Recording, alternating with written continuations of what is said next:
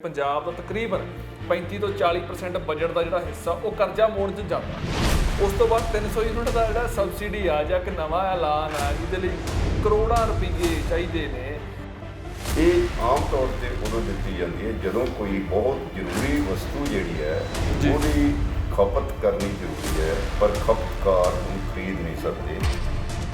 ਤੇ ਅਨਟਾਰਗੇਟਡ ਸਬਸਿਡੀ ਔਰ ਇੱਕ ਬਲੈਂਕ ਚੈੱਕ ਦੇ ਤੌਰ ਤੇ ਸਬਸਿਡੀ ਔਰ ਬਲੈਂਕ ਚੈੱਕ ਦੇ ਤੌਰ ਤੇ ਮੁਫਤ ਖੋਰਾ ਜਿਹੜਾ ਬਣਾਉਣਾ, ਇਹ ਕਿਸੇ ਵੀ ਆਰਥਿਕ ਜਾਂ ਰਾਜਨੀਤਿਕ ਜਾਂ ਗਵਰਨੈਂਸ ਦੇ ਪ੍ਰਿੰਸੀਪਲ ਨੂੰ ਤੇ ਜਸਟੀਫਾਈ ਨਹੀਂ ਕੀਤੀ। ਜਿੱਥੇ ਕੈਪਟਨ ਅਮਰਿੰਦਰ ਸਿੰਘ ਨੇ ਕੋਈ 2.5-3 ਸਾਲ ਪਹਿਲਾਂ ਇੱਕ ਬੜੀ ਪੁਰਜੋਰ ਅਪੀਲ ਕੀਤੀ ਕਿ ਭਾਈ ਜਿਹੜੇ ਬਿਜਲੀ ਦਾ ਬਿੱਲ ਦੇ ਸਕਦੇ ਕਿਸਾਨ ਉਹ ਬਿਜਲੀ ਦੇ ਬਿੱਲ ਦੇਣ ਤੇ ਫ੍ਰੀ ਨਾ ਵਰਤਣ, ਕਿਸੇ ਨੇ ਨਹੀਂ ਛੱਡੀ। 1980 ਦੇ ਵਿੱਚ ਇਹ ਕਰਜ਼ਾ ਜਿਹੜਾ ਹੈ 1009 ਕਰੋੜ ਦਾ ਸੀ, ਹੁਣ ਪੌਣੇ 4 ਕਰੋੜ, ਪੌਣੇ 4 ਲੱਖ ਕਰੋੜ, ਪੌਣੇ 4 ਲੱਖ ਕਰੋੜ ਹੈ ਜੀ। ਔਰ ਤੁਸੀਂ ਇਮੇਜਿਨ ਕਰੋ ਕਿ ਉਦੋਂ ਸਾਡਾ ਬਜਟ ਸਰਪਲਸ ਵੀ ਹੁੰਦਾ ਸੀ। ਕਾਂਗਰਸ ਨੇ ਪਹਿਲਾਂ ਅਨਾਉਂਸ ਕਰ ਦਿੱਤਾ ਕਿ ਅਸੀਂ 200 ਯੂਨਿਟ ਸਾਰੇ ਨੂੰ ਖਰੀਦਾਂਗੇ। ਜੀ ਜੀ। ਫਿਰ ਕੇਜਰੀਵਾਲ ਜੀ ਨੇ ਆ ਕੇ ਪਰਸੋਂ ਚੌਥੇ ਚੰਡੀਗੜ੍ਹ 'ਚ ਅਨਾਉਂਸ ਕਰਤਾ ਕਿ ਅਸੀਂ 300 ਯੂਨਿਟ ਖਰੀਦਾਂਗੇ। 15 ਸਟੇਟਾਂ ਯੂਟੀ ਸਾਡੇ ਤੋਂ ਉੱਪਰ, ਔਰ ਅਸੀਂ ਬੜੇ ਤਮਗਜੇ ਮਾਰਦੇ ਹਾਂ ਕਿ ਅਸੀਂ ਪੰਜਾਬ ਬੜਾ ਵਿਕਾਸ ਕਰ ਰਿਹਾ, ਪੰਜਾਬ ਦੀ ਵਿਕਾਸ ਦਰ ਬਹੁਤ। ਇਹ ਸਾਰਾ ਗਲਤ ਬਿਆਨੀ ਹੈ। ਤੁਹਾਡੀ ਐਜੂਕੇਸ਼ਨ ਪ੍ਰਾਇਓਰਟੀ ਨਹੀਂ ਹੈ, ਤੁਹਾਡੀ ਹੈਲਥ ਪ੍ਰਾਇਓਰਟੀ ਨਹੀਂ ਹੈ, ਤੁਹਾਡੀ ਜਿਹੜਾ ਇਨਫਰਾਸਟ੍ਰਕਚਰ ਸੋਸ਼ਲ ਇਨਫਰਾਸਟ੍ਰਕਚਰ ਉਹ ਪ੍ਰਾਇਓਰਟੀ ਹੈ ਹੀ ਨਹੀਂ। ਇੱਕ ਰੋਟੀ ਦੇ ਵਿੱਚੋਂ ਇੱਕ ਬੁਰਕੀ ਲੋਕਾਂ ਨੂੰ ਪਾ ਦਿਓ ਤੇ ਬਾਕੀ ਆਪ ਸਭ 15-20 ਕਰੋੜ ਰੁਪਇਆ ਹੋਰ ਆਰਾਮ ਨਾਲ ਪੰਜਾਬ ਸਰਕਾਰ ਸਰਕਾਰੀ ਖਜ਼ਾਨੇ 'ਚ ਲਿਆ ਸਕਦੀ, ਕਮਾ ਸਕਦੀ, ਲਿਆ ਸਕਦੀ ਜੀ ਜੀ। ਜਿਹਦੇ ਵਿੱਚ GST 'ਚ ਘਪਲੇ ਨੇ, ਜਿਹਦੇ ਵਿੱਚ ਸਟੈਂਪ ਡਿਊਟੀ ਤੇ ਰਜਿਸਟ੍ਰੇਸ਼ਨ 'ਚ ਅੰਡਰ ਵੈਲਿਊਏਸ਼ਨ ਹੋ ਰਹੀ ਹੈ, ਜਿਹਦੇ ਵਿੱਚ ਮਾਈਨਿੰਗ ਸੈਕਟਰ ਬਹੁਤ ਵੱਡਾ, ਰੇਤ ਤੇ ਬਜਰੀ, ਤੇ ਜਿਹਦੇ ਵਿੱਚ ਟਰਾਂਸਪੋਰਟ ਤੇ ਕੇਬਲ ਹੈ, ਪ੍ਰਾਪਰਟੀ ਟੈਕਸ ਹੈ। ਮੁਫਤ ਖੋਰੀ ਤੇ ਜਹਾਜ਼ ਤੇ ਚੜ੍ਹ ਕੇ ਜਾਂ ਫ੍ਰੀ ਬੀਜ ਦੇ ਜਹਾਜ਼ ਤੇ ਚੜ੍ਹ ਕੇ ਪਾਵਰ 'ਚ ਆਉਣਾ ਚਾਹੁੰਦੇ ਨੇ, ਤੇ ਪਾਵਰ 'ਚ ਆ ਕੇ ਫਿਰ ਲੁੱਟਣਾ ਚਾਹੁੰਦੇ ਨੇ, ਤੇ ਲੁੱਟ ਕੇ ਫਿਰ ਇਹ ਆਪਣੀਆਂ ਇਲੈਕਸ਼ਨਾਂ ਲੜਨਗੇ, ਤੇ ਲੁੱਟ ਕੇ ਹੀ ਤੇ ਉਸੇ ਲੋਕਾਂ ਦੇ ਪੈਸੇ ਤੋਂ ਲੋਕਾਂ ਦੇ ਜੁੱਤੀਆਂ ਮਾਰਨਗੇ। ਸਤਿ ਸ਼੍ਰੀ ਅਕਾਲ, ਤੁਸੀਂ ਦੇਖ ਰਹੇ ਹੋ ਰੋਜ਼ਾਨਾ ਸਪੋਕਸਮੈਨ ਟੀਵੀ ਤੇ ਮੈਂ ਸੁਰਖਾਬ। ਦੋਸਤੋ, ਚੋਣਾਂ ਦੇ ਵਿੱਚ ਥੋੜਾ ਹੀ ਸਮਾਂ ਰਹਿ ਗਿਆ ਹੈ, ਲੇਕਿਨ ਉਸ ਤੋਂ ਬਾਅਦ ਜੋ ਐਲਾਨ ਹੁੰਦੇ ਨਜ਼ਰ ਆ ਰਹੇ ਨੇ, ਖਾਸ ਤੌਰ ਤੇ 300 ਯੂਨਿਟ ਮਾਫ ਦਾ ਐਲਾਨ, ਇੱਕ ਨਵੀਂ ਸਬਸਿਡੀ ਦਾ ਐਲਾਨ ਹੁੰਦਾ ਆ, ਤਾਂ ਪੰਜਾਬ ਤੇ ਜੋ ਆਰਥਿਕ ਸੰਕਟ ਹੈ ਉਸ ਦੇ ਚੱਲਦੇ ਹੋਏ ਸਵਾਲ ਖੜੇ ਹੋ ਜਾਂਦੇ ਨੇ ਕਿ ਪਹਿਲਾਂ ਹੀ ਪੰਜਾਬ ਦਾ ਜੋ ਵਿੱਤੀ ਹਾਲਾਤ ਨੇ ਉਸ ਦੇ ਉੱਪਰ ਕਾਲੇ ਬੱਦਲ ਛਾਏ ਹੋਏ ਨੇ, ਤਾਂ ਅਜਿਹੇ ਵਿੱਚ ਕਿਵੇਂ ਪੋਸੀਬਲ ਹੋਵੇਗਾ, ਪੈਸਾ ਕਿੱਥੋਂ ਆਵੇਗਾ, ਕਿਵੇਂ ਸਰਕਾਰਾਂ ਇਹਨੂੰ ਮੈਨੇਜ ਕਰਨਗੀਆਂ, ਤੇ ਅਰਥ ਸ਼ਾਸਤਰੀਆਂ ਦਾ ਖਾਸ ਤੌਰ ਤੇ ਇਹਦੇ ਵਿੱਚ ਵੱਡਾ ਯੋਗਦਾਨ ਹੈ। ਮੇਰੇ ਨਾਲ RS ਘੁੰਮਣ ਜੀ ਨੇ, ਉੱਘੇ ਅਰਥ ਸ਼ਾਸਤਰੀ ਨੇ ਪੰਜਾਬ ਦੇ। ਸਤਿ ਸ਼੍ਰੀ ਅਕਾਲ ਜੀ। ਸਤਿ ਸ਼੍ਰੀ ਅਕਾਲ ਜੀ। ਸਤਿ ਸ਼੍ਰੀ ਅਕਾਲ, ਧੰਨਵਾਦ। ਘੁੰਮਣ ਸਾਹਿਬ, ਨਵਾਂ ਐਲਾਨ, ਪੰਜਾਬ ਦੇ ਉੱਤੇ ਆਰਥਿਕ ਸੰਕਟ ਹੈ, ਤੁਹਾਡੇ ਨਾਲ ਗੱਲ ਕੀਤੀ ਸੀ, ਤੁਸੀਂ ਦੱਸਿਆ ਕਿ ਪੰਜਾਬ ਦਾ ਤਕਰੀਬਨ 35 ਤੋਂ 40% ਬਜਟ ਦਾ ਜਿਹੜਾ ਹਿੱਸਾ ਉਹ ਕਰਜ਼ਾ ਮੋੜ 'ਚ ਜਾਂਦਾ। ਉਸ ਤੋਂ ਬਾਅਦ 300 ਯੂਨਿਟ ਦਾ ਜਿਹੜਾ ਸਬਸਿਡੀ ਆ ਜਾਂ ਇੱਕ ਨਵਾਂ ਐਲਾਨ ਆ ਜਿਹਦੇ ਲਈ ਕਰੋੜਾਂ ਰੁਪਏ ਚਾਹੀਦੇ ਨੇ, ਕਿਵੇਂ ਦੇਖਦੇ ਹੋ? ਤੁਹਾਨੂੰ ਨਹੀਂ ਲੱਗਦਾ ਵੀ ਇਹ ਸਬਸਿਡੀ ਪੰਜਾਬ ਨੂੰ ਹੋਰ ਹਨੇਰੇ 'ਚ ਲੈ ਕੇ ਜਾ ਰਹੀ ਆ, ਹੋਰ ਆਰਥਿਕਤਾ ਦੀ ਇੱਕ ਵੱਡੀ ਸੱਟ ਹੈ? ਸਰਕਾਰ ਜੀ, ਮੈਨੂੰ ਲੱਗਦਾ ਕਿ ਇਹ ਸਾਰੇ ਸੰਦਰਭ ਨੂੰ ਸਮਝਣ ਲਈ ਜੀ ਪੋਲੀਟੀਕਲ ਇਕਾਨਮੀ ਦੀ ਗੱਲ ਕਰਨੀ ਪੈਂਦੀ। ਬਿਲਕੁਲ ਬਿਲਕੁਲ। ਤੇ ਪੋਲੀਟੀਕਲ ਇਕਾਨਮੀ ਦੇ ਕੰਟੈਕਸਟ ਵਿੱਚ ਪੰਜਾਬ ਦੀ ਆਰਥਿਕਤਾ ਦੀ ਗੱਲ ਕਰਨੀ ਬਣਦੀ ਹੈ। ਪਹਿਲੀ ਗੱਲ ਤੇ ਮੈਂ ਤੁਹਾਡੇ ਮਾਧਿਅਮ ਰਾਹੀਂ ਸਾਰੇ ਦੋਸਤਾਂ ਨੂੰ, ਦਰਸ਼ਕਾਂ ਨੂੰ, ਵਿਊਅਰਸ ਨੂੰ ਦੱਸਣਾ ਚਾਹਾਂਗਾ ਕਿ ਮੈਂ ਜੈਨੂਅਨ ਸਬਸਿਡੀ ਦੇ ਉਲਟ ਨਹੀਂ ਜੀ। ਜੇ ਕਿਤੇ ਮੁਫਤ ਕੋਈ ਚੀਜ਼ ਦੇਣ ਦੀ ਐਮਰਜੈਂਸੀ ਲੋੜ ਹੈ ਤਾਂ ਉਹਦੇ ਵੀ ਉਲਟ ਨਹੀਂ। ਜਿਵੇਂ ਹੁਣ ਕਰੋਨਾ ਦੇ ਵਿੱਚ ਸਾਨੂੰ ਬਹੁਤ ਸਾਰੀ ਜਿਹੜੀ ਵਰਕਫੋਰਸ ਹੈ ਉਹ ਵਿਹਲੀ ਹੋ ਗਈ, ਜਾਂ ਲੋਕਾਂ ਦੇ ਕੋਈ ਹਜ਼ਾਰਾਂ ਲੋਕ ਮਰ ਰਹੇ ਨੇ, ਜਾਂ ਦਵਾਈਆਂ ਤੇ ਖਰਚਾ, ਉਹਨਾਂ ਨੂੰ ਮੁਫਤ ਦੇਣਾ ਜੀ ਮਾੜੀ ਗੱਲ ਨਹੀਂ। ਇਹ ਸਰਕਾਰ ਦਾ ਫਰਜ਼ ਹੀ ਬਣਦਾ ਕਿ ਉਹਨਾਂ ਨੂੰ ਦਿੱਤਾ ਜਾਵੇ, ਜਾਂ ਉਹਨਾਂ ਦੇ ਬੱਚਿਆਂ ਨੂੰ ਅੱਗੇ ਸਾਂਭਣ ਵਾਸਤੇ ਵੀ ਮੁਫਤ ਸਹੂਲਤਾਂ ਦਿੱਤੀਆਂ ਜਾਣ। ਪਰ ਮੈਂ ਇਹੋ ਜਿਹੀ ਕਿਸੇ ਚੀਜ਼ ਦੇ ਹੱਕ 'ਚ ਨਹੀਂ ਹਾਂ ਕਿ ਜਿਹੜੇ ਲੋਕ ਇਹ ਖਰਚਾ ਦੇ ਸਕਦੇ ਨੇ, ਸਰਦੇ ਪੁੱਜਦੇ ਨੇ ਜੀ, ਉਹ ਕਿਉਂ ਨਾ ਦੇਣ? ਉਹਨਾਂ ਨੂੰ ਕਿਉਂ ਸਬਸਿਡੀਆਂ ਦਿੱਤੀਆਂ ਜਾਣ? ਉਹਨਾਂ ਨੂੰ ਮੁਫਤ ਚੀਜ਼ਾਂ ਕਿਉਂ ਵੰਡੀਆਂ ਜਾਣ? ਬਿਲਕੁਲ। ਦੂਸਰੀ ਗੱਲ ਜਿਹੜੀ ਹੈ ਕਿ ਦੇ ਜਦੋਂ ਸਬਸਿਡੀ ਦਾ ਮਤਲਬ ਕੀ ਹੈ, ਅਸੀਂ ਅਰਥ ਸ਼ਾਸਤਰ ਦੇ ਵਿੱਚ ਸਬਸਿਡੀ ਦਾ ਮਤਲਬ ਇਹ ਹੈ ਕਿ ਕਦੋਂ ਦਿੱਤੀ ਜਾਂਦੀ ਹੈ। ਕਦੋਂ ਦਿੱਤੀ ਜਾਂਦੀ ਇਹ ਆਮ ਤੌਰ ਤੇ ਉਦੋਂ ਦਿੱਤੀ ਜਾਂਦੀ ਹੈ ਜਦੋਂ ਕੋਈ ਬਹੁਤ ਜ਼ਰੂਰੀ ਵਸਤੂ ਜਿਹੜੀ ਹੈ ਜੀ। ਉਹਦੀ ਖਪਤ ਕਰਨੀ ਜ਼ਰੂਰੀ ਹੈ, ਪਰ ਖਪਤਕਾਰ ਉਹਨੂੰ ਖਰੀਦ ਨਹੀਂ ਸਕਦੇ। ਜਿਵੇਂ ਖੇਤੀ ਦੇ ਵਿੱਚ ਫਰਟੀਲਾਈਜ਼ਰ ਦੀ ਸਬਸਿਡੀ ਹੈ ਜੀ, ਜਾਂ ਕਈ ਵਾਰੀ ਬੀਜਾਂ ਤੇ ਵੀ ਸਬਸਿਡੀ ਦਿੱਤੀ ਜਾਂਦੀ ਹੈ, ਜਾਂ ਪਾਵਰ ਦੀ ਸਬਸਿਡੀ ਹੈ। ਇਹ ਇਸ ਕਿਸਮ ਦੀ ਸਬਸਿਡੀ ਹੈ ਜਿਹੜੀ ਤੁਹਾਡੇ ਇੱਕ ਜ਼ਰੂਰੀ ਉਤਪਾਦਨ ਨੂੰ ਵਧਾਉਣ ਦੇ ਵਿੱਚ ਹੈਲਪ ਕਰਦੀ ਹੈ। ਜਾਂ ਫਿਰ ਇਹ ਹੁੰਦਾ ਕਿ ਕਈ ਵਾਰੀ ਸਬਸਿਡੀ ਆਪਾਂ ਉਦੋਂ ਦਿੰਦੇ ਹਾਂ ਜਦੋਂ ਕੋਈ ਨਵੀਂ ਕਾਢ ਜਿਹੜੀ ਹੈ ਜਾਂ ਨਵੀਂ ਟੈਕਨੋਲੋਜੀ ਜਿਹੜੀ ਹੈ ਉਹ ਵਾਇਬਲ ਬਣਾਉਣੀ ਹੁੰਦੀ ਹੈ। ਯਾਨੀ ਕਿ ਉਹ ਲੋਕਾਂ ਦੇ ਵਿੱਚ ਲੈ ਕੇ ਜਾਣੀ ਹੈ, ਉਹਨੂੰ ਪ੍ਰਚਲਿਤ ਕਰਨਾ ਹੈ। ਬਿਲਕੁਲ ਪ੍ਰਚਲਿਤ ਕਰਨਾ ਹੈ। ਤੇ ਔਰ ਉਹ ਜਿਵੇਂ ਤੁਹਾਡੇ ਕੋਲੇ ਸੋਲਰ એનર્ਜੀ ਸੀ ਜੀ ਜੀ ਜੀ ਜੀ, ਇਸ ਤੇ ਪਹਿਲਾਂ ਬਹੁਤ ਮਹਿੰਗੀ ਸੀ, 15 ਰੁਪਏ ਯੂਨਿਟ ਵੀ ਸੀ ਜੀ। ਤਾਂ ਇਹਨੂੰ ਟੈਕਨੋਲੋਜੀ ਨੂੰ ਲਿਜਾਣ ਕੇ ਤੁਹਾਨੂੰ ਇੱਕ ਸਬਸਿਡੀ ਦਿੱਤੀ ਜਾਣੀ ਚਾਹੀਦੀ। ਤੇ ਅਨਟਾਰਗੇਟਡ ਸਬਸਿਡੀ ਔਰ ਇੱਕ ਬਲੈਂਕ ਚੈੱਕ ਦੇ ਤੌਰ ਤੇ ਸਬਸਿਡੀ ਔਰ ਬਲੈਂਕ ਚੈੱਕ ਦੇ ਤੌਰ ਤੇ ਮੁਫਤ ਖੋਰਾ ਜਿਹੜਾ ਬਣਾਉਣਾ, ਇਹ ਕਿਸੇ ਵੀ ਆਰਥਿਕ ਜਾਂ ਰਾਜਨੀਤਿਕ ਜਾਂ ਗਵਰਨੈਂਸ ਦੇ ਪ੍ਰਿੰਸੀਪਲ ਨੂੰ ਤੇ ਜਸਟੀਫਾਈ ਨਹੀਂ ਕੀਤਾ ਜਾਂਦਾ। ਤੁਸੀਂ ਇੱਕ ਬੜੀ ਕਮਾਲ ਦੀ ਚੀਜ਼ ਦੇਖੀ ਹੋਣੀ ਆ ਕਿ 1997 ਤੋਂ ਪਹਿਲਾਂ ਜਦੋਂ ਪਹਿਲੀ ਵਾਰ ਬਿਜਲੀ ਜਿਹੜੀ ਹੈ ਉਹ ਫ੍ਰੀ ਅਨਾਉਂਸ ਕੀਤੀ ਗਈ ਜੀ ਜੀ ਜੀ ਜੀ, ਔਰ ਉਦੋਂ ਉਹ 7.5 ਏਕੜ ਤੱਕ ਸੀਗੀ ਔਰ ਉਸ ਮੌਕੇ ਇਲੈਕਸ਼ਨਾਂ ਆ ਰਹੀਆਂ ਸਨ ਤੇ ਮੈਂ ਫਾਰਮਰਸ ਯੂਨੀਅਨਸ ਨਾਲ ਬਹੁਤ ਵਾਸਤਾ ਰਿਹਾ। ਮੈਂ MSP ਕਮੇਟੀ ਪੰਜਾਬ ਦਾ 2007 ਤੋਂ 2009 ਦੇ ਵਿਚਾਲੇ ਫਿਰ ਚੇਅਰਮੈਨ ਵੀ ਰਿਹਾ ਜੀ ਜੀ ਜੀ ਜੀ, ਤੇ ਬਗਾਏ ਮੈਂ ਫਾਰਮਰਸ ਯੂਨੀਅਨਸ ਨਾਲ, ਫਾਰਮਰਸ ਨਾਲ, ਲੀਡਰਸ ਨਾਲ ਗੱਲਾਂ ਬਾਤਾਂ ਕਰਦਾ ਰਿਹਾ। ਇਹ 1997 ਤੋਂ ਪਹਿਲਾਂ ਉਹਨਾਂ ਦੀ ਕੋਈ ਬਹੁਤ ਵੱਡੀ ਮੇਜਰ ਡਿਮਾਂਡ ਨਹੀਂ ਸੀ ਫਾਰਮਰਸ ਦੀ।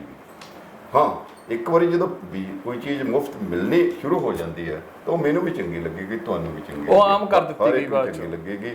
ਪਿੱਛੇ ਕੈਪਟਨ ਅਮਰਿੰਦਰ ਸਿੰਘ ਨੇ ਕੋਈ 2.5-3 ਸਾਲ ਪਹਿਲਾਂ ਇੱਕ ਬੜੀ ਪੁਰਜੋਰ ਅਪੀਲ ਕੀਤੀ ਕਿ ਭਾਈ ਜਿਹੜੇ ਬਿਜਲੀ ਦਾ ਬਿੱਲ ਦੇ ਸਕਦੇ ਕਿਸਾਨ ਉਹ ਬਿਜਲੀ ਦੇ ਬਿੱਲ ਦੇਣ ਤੇ ਫ੍ਰੀ ਨਾ ਵਰਤਣ।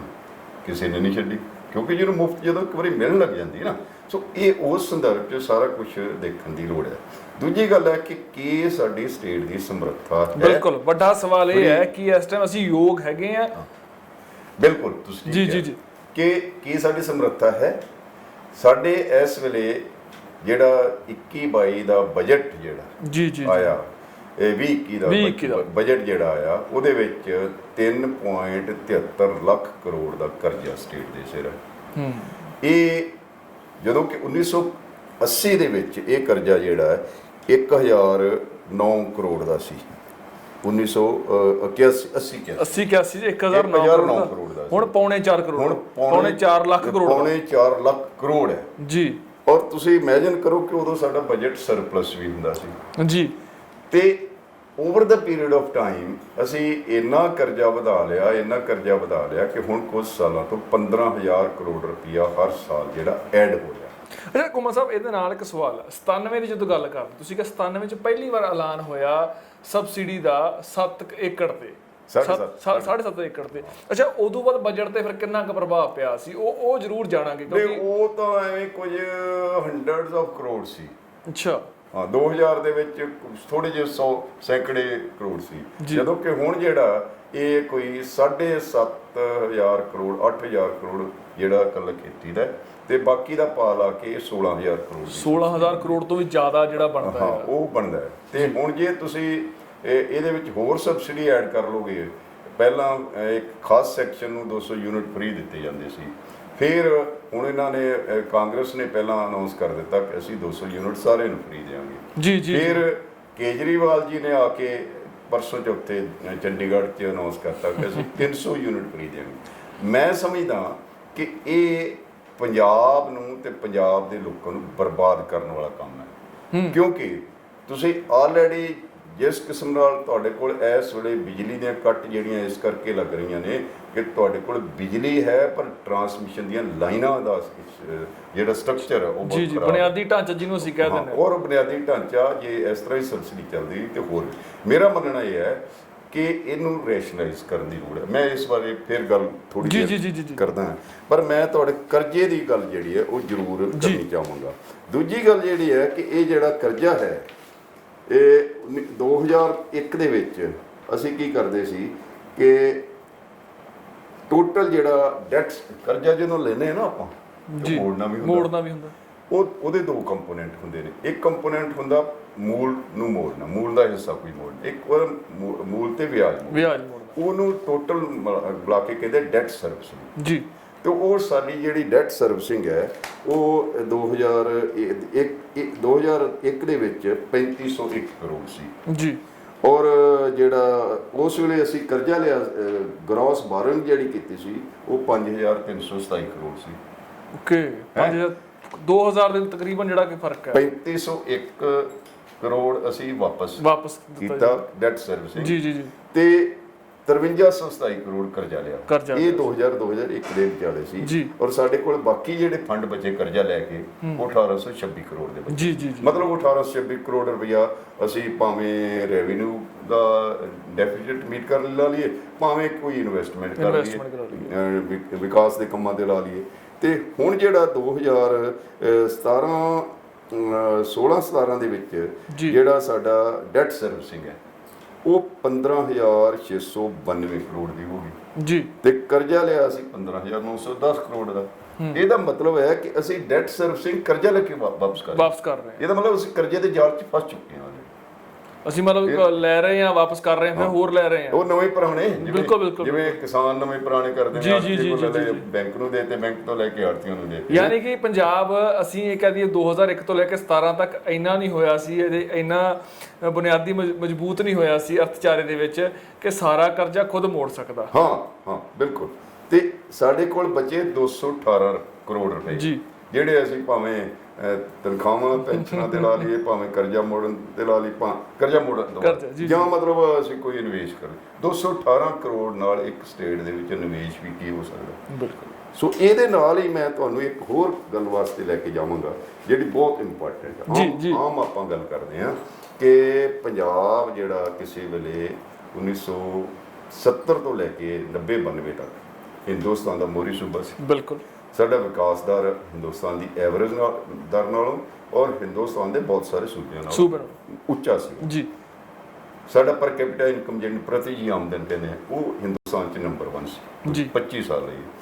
ਜਦੋਂ ਅਸੀਂ 92-93 ਤੋਂ ਆਉਂਦੇ ਆ ਤਾਂ ਸਾਡਾ ਗਰੋਥ ਰੇਟ ਜਿਹੜਾ ਜਿਹਨੂੰ ਅਸੀਂ ਬੜਾ ਵਿਕਾਸ ਦਰ ਕਹਿੰਦੇ ਆ ਉਹ ਘਟਣਾ ਸ਼ੁਰੂ ਹੋ ਜਾਂਦਾ ਹੈ। ਔਰ 92-93 ਦੇ ਵਿੱਚ ਸਾਡਾ ਜਿਹੜਾ 8ਵੀਂ ਪਲਾਨ ਸੀ 92 ਤੋਂ 97 ਉਹਦੇ ਵਿੱਚ 4.81% ਸੀ ਸਾਡਾ ਗਰੋਥ ਰੇਟ ਇਹ ਕਨਸਟੈਂਟ ਪ੍ਰਾਈਸ ਤੇ ਜਦੋਂ ਕਿ ਹਿੰਦੁਸਤਾਨ ਦਾ ਜਿਹੜਾ ਗਰੋਥ ਰੇਟ ਹੈ ਉਹ ਸੀਗਾ 6.76% ਜੀ। ਤੁਸੀਂ ਦੇਖੋ 2 ਪਰਸੈਂਟੇਜ ਪੁਆਇੰਟ ਦਾ ਫਰਕ ਹੈ। ਬਿਲਕੁਲ ਹੈ। ਔਰ ਜਦੋਂ ਅਸੀਂ 9ਵੀਂ ਪਲਾਨ 'ਚ ਜਾਂਦੇ ਆ ਤੇ ਸਾਡਾ ਗਰੋਥ ਰੇਟ ਜਿਹੜਾ ਉਹ 3.97% ਪ੍ਰਤੀ ਸਾਲ ਤੇ ਹਿੰਦੁਸਤਾਨ ਦਾ ਗਰੋਥ ਰੇਟ 5.5%।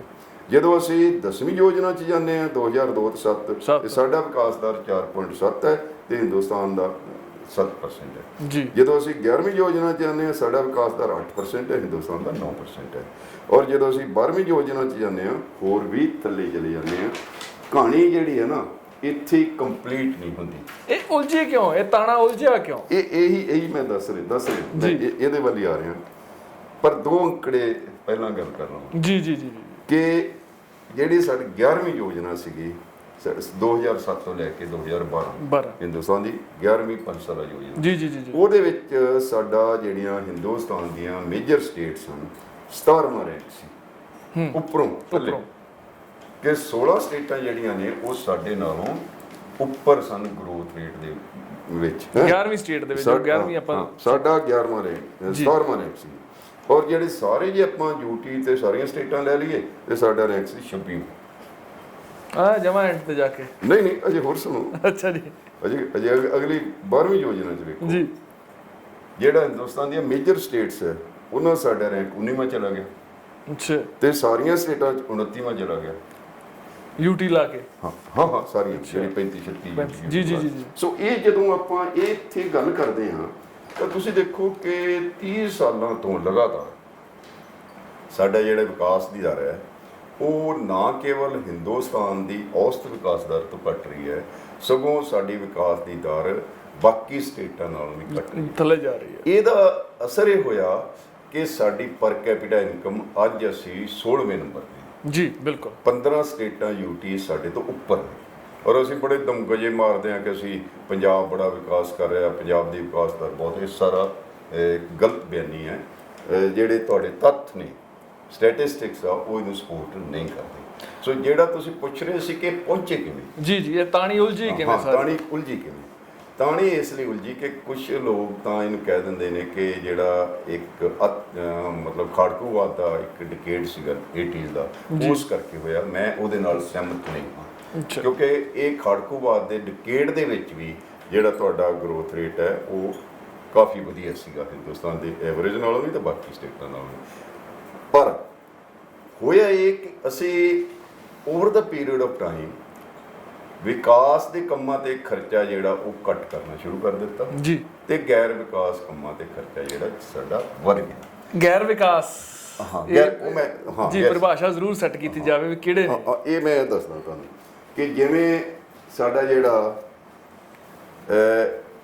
ਵਿਕਾਸ ਹੈ ਕਿ ਐਜੂਕੇਸ਼ਨ ਤੇ ਖਰਚਾ ਕਰੋ ਜੀ, ਵਿਕਾਸ ਆ ਕਿ ਤੁਸੀਂ ਇਨਫਰਾਸਟ੍ਰਕਚਰ ਤੇ ਖਰਚਾ, ਸਿਹਤ ਤੇ ਖਰਚਾ ਕਰੋ, ਵਿਕਾਸ ਆ ਸਿਹਤ ਤੇ ਖਰਚਾ ਕਰੋ।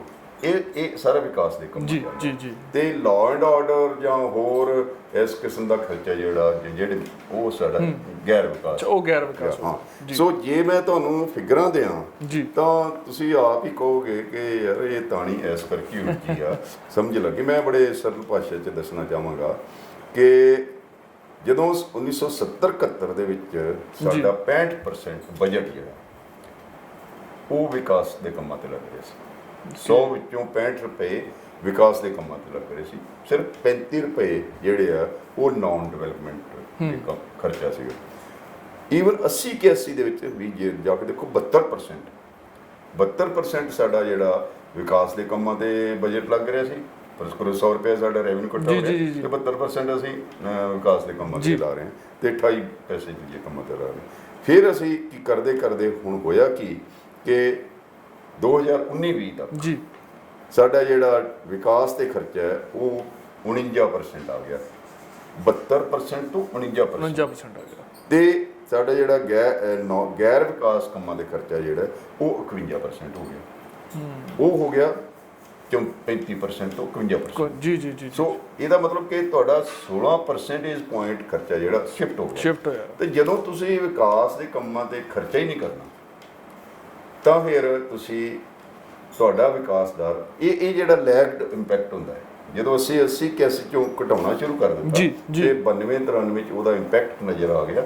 ਜਿਹੜਾ ਮੈਂ ਪਹਿਲਾਂ ਫਿਗਰਾਂ ਦੱਸੀਆਂ ਨੇ ਕਿ 92-93 ਚ ਜਾ ਕੇ ਤੁਹਾਡਾ ਗਰੋਥ ਰੇਟ ਘਟਣਾ ਸ਼ੁਰੂ ਹੋ ਗਿਆ, ਤੁਹਾਡੀ ਪਰ ਕੈਪੀਟਾ ਇਨਕਮ ਉਸ ਤੋਂ ਕੁਝ ਸਾਲਾਂ ਬਾਅਦ ਘਟਣੀ ਸ਼ੁਰੂ ਹੋ ਗਈ ਕਿ ਪਹਿਲਾਂ ਵਿਕਾਸ ਦੇ ਕੰਮਾਂ ਤੇ ਖਰਚਾ ਘੱਟ ਕੀਤਾ ਜੀ, ਫਿਰ ਵਿਕਾਸ ਦਰ ਘਟੀ। ਵਿਕਾਸ ਦਰ ਘਟਣ ਨਾਲ ਕੁਝ ਸਾਲਾਂ ਬਾਅਦ ਤੁਹਾਡਾ ਪਰ ਕੈਪੀਟਾ ਇਨਕਮ ਸਲਾਈਡ ਹੋ ਕਰਦਾ। ਤਾਂ ਹੀ ਪੰਜਾਬ ਦੇ ਹਾਲਾਤ ਅੱਜ ਕਿਲੇ ਆ ਵੀ ਕਹਿੰਦੇ ਨੇ ਕਿ ਜੰਮਦੇ ਬੱਚੇ ਤੇ ਵੀ 1 ਲੱਖ ਰੁਪਏ ਦਾ ਕਰਜ਼ਾ ਤਾਂ ਹੈਗਾ ਹੀ ਹੈਗਾ। ਇਹ ਜੇ ਤੁਸੀਂ ਬਿਲਕੁਲ ਵਜ੍ਹਾ ਫਰਮਾਇਆ ਜੀ ਕਿ ਜਿਹੜਾ ਜੇ ਹੁਣ ਤੁਸੀਂ ਠੀਕ ਸਹੀ ਵੀ ਲਾ ਲਓ ਕਿ ਜਿੰਨੀ ਪਾਪੂਲੇਸ਼ਨ ਹੈ ਤੇ ਕਰਜ਼ੇ ਨੂੰ ਵੰਡ ਲਓ ਤਾਂ ਉਹ ਕੋਈ 91,000 ਰੁਪਇਆ ਇੱਕ ਬੱਚੇ 91,000 ਰੁਪਏ ਇੱਕ ਪਰਸਨ ਤੇ ਬਣਦਾ, ਇੱਕ ਬੰਦੇ ਤੇ। ਠੀਕ ਹੈ, ਸੋ ਇਹ ਸਾਰਾ ਸਿਲਸਿਲਾ ਜਿਹੜਾ ਇਹ ਸਾਨੂੰ ਲੈ ਕੇ ਗਿਆ। ਦੂਜਾ, ਅਸੀਂ ਓਵਰ ਦਾ ਪੀਰੀਅਡ ਆਫ ਟਾਈਮ ਜਿੰਨੇ ਸਾਡੇ ਵਿੱਤੀ ਸਾਧਨ ਅਸੀਂ ਮੋਬਿਲਾਈਜ਼ ਕਰ ਸਕਦੇ ਜੀ ਜੀ ਜੀ ਉਹ ਨਹੀਂ ਕੀਤੇ ਤੇ ਹੌਲੀ ਜਿਹੜੀ ਪੋਲੀਟੀਕਲ ਲੀਡਰਸ਼ਿਪ ਹੈ ਕਿਸੇ ਹੱਦ ਤੱਕ ਬਿਊਰੋਕ੍ਰੇਸੀ ਵੀ ਉਹਦੇ ਵਿੱਚ ਰਲ ਗਈ। ਤੁਹਾਡੇ ਕੋਲ ਰੋਜ਼ ਤਾਂ ਸਕੈਮ ਆਉਂਦੇ ਨੇ, ਤੁਹਾਡੇ ਕੋਲ ਇੱਕ ਜਿਹੜਾ ਪੂਡਾ ਦਾ ਹੀ ਮੇਰੇ ਖਿਆਲ ਚੀਫ ਇੰਜੀਨੀਅਰ ਸੀ ਬਣਾਇਆ ਸੀ, ਉਹ ਪਤਾ ਨਹੀਂ ਕਿੰਨੇ ਹਜ਼ਾਰ ਕਰੋੜ ਰੁਪਈਆ ਉਹੀ ਗਵਨ ਕਰ ਗਿਆ ਹੈ। ਉਹ ਮਤਲਬ ਬੰਦਾ ਪੁੱਛੇ ਭਾਈ ਚੀਫ ਮਿਨਿਸਟਰ ਸੈਕਟਰੀ ਉਹਨਾਂ ਤੋਂ ਬਿਨਾਂ ਉਹ ਕਰ ਸਕਦੇ? ਬਿਲਕੁਲ।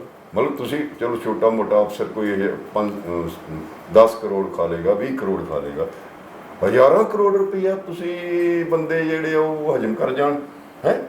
ਔਰ ਤੁਹਾਡੇ ਤੁਸੀਂ ਕਹੋ ਕਿ ਨਹੀਂ, ਹੁਣ ਹੋ ਹੀ ਰਿਹਾ ਕਿ ਜਿੰਨਾ ਪੈਸਾ ਸਾਡੇ ਕੋਲ ਰਿਸੋਰਸਿਸ ਮੋਬਿਲਾਈਜ਼ ਹੋਣੇ ਚਾਹੀਦੇ ਸੀ ਜੀ, ਜਿਹਦੇ ਨਾਲ ਅਸੀਂ ਨਾ ਕੇਵਲ ਕਰਜ਼ਾ ਮੋੜ ਸਕਦੇ ਸੀ ਤੇ ਕਰਜ਼ੇ ਦੀ ਵਧਣ ਦੀ ਦਰ ਘਟਾ ਸਕਦੇ ਸੀ, ਜਿਹਦੇ ਨਾਲ ਕੇਵਲ ਅਸੀਂ ਐਜੂਕੇਸ਼ਨ ਤੇ ਹੈਲਥ ਤੇ ਵੱਧ ਖਰਚਾ ਕਰ ਸਕਦੇ ਸੀ, ਇਨਫਰਾਸਟ੍ਰਕਚਰ ਤੇ ਵੱਧ ਖਰਚਾ ਕਰ ਸਕਦੇ ਸੀ, ਅਸੀਂ ਉਲਟਾ ਉਹ ਆਪਣੀਆਂ ਜੇਬਾਂ 'ਚ ਪਾਉਣਾ ਸ਼ੁਰੂ ਕਰ ਦਿੱਤਾ।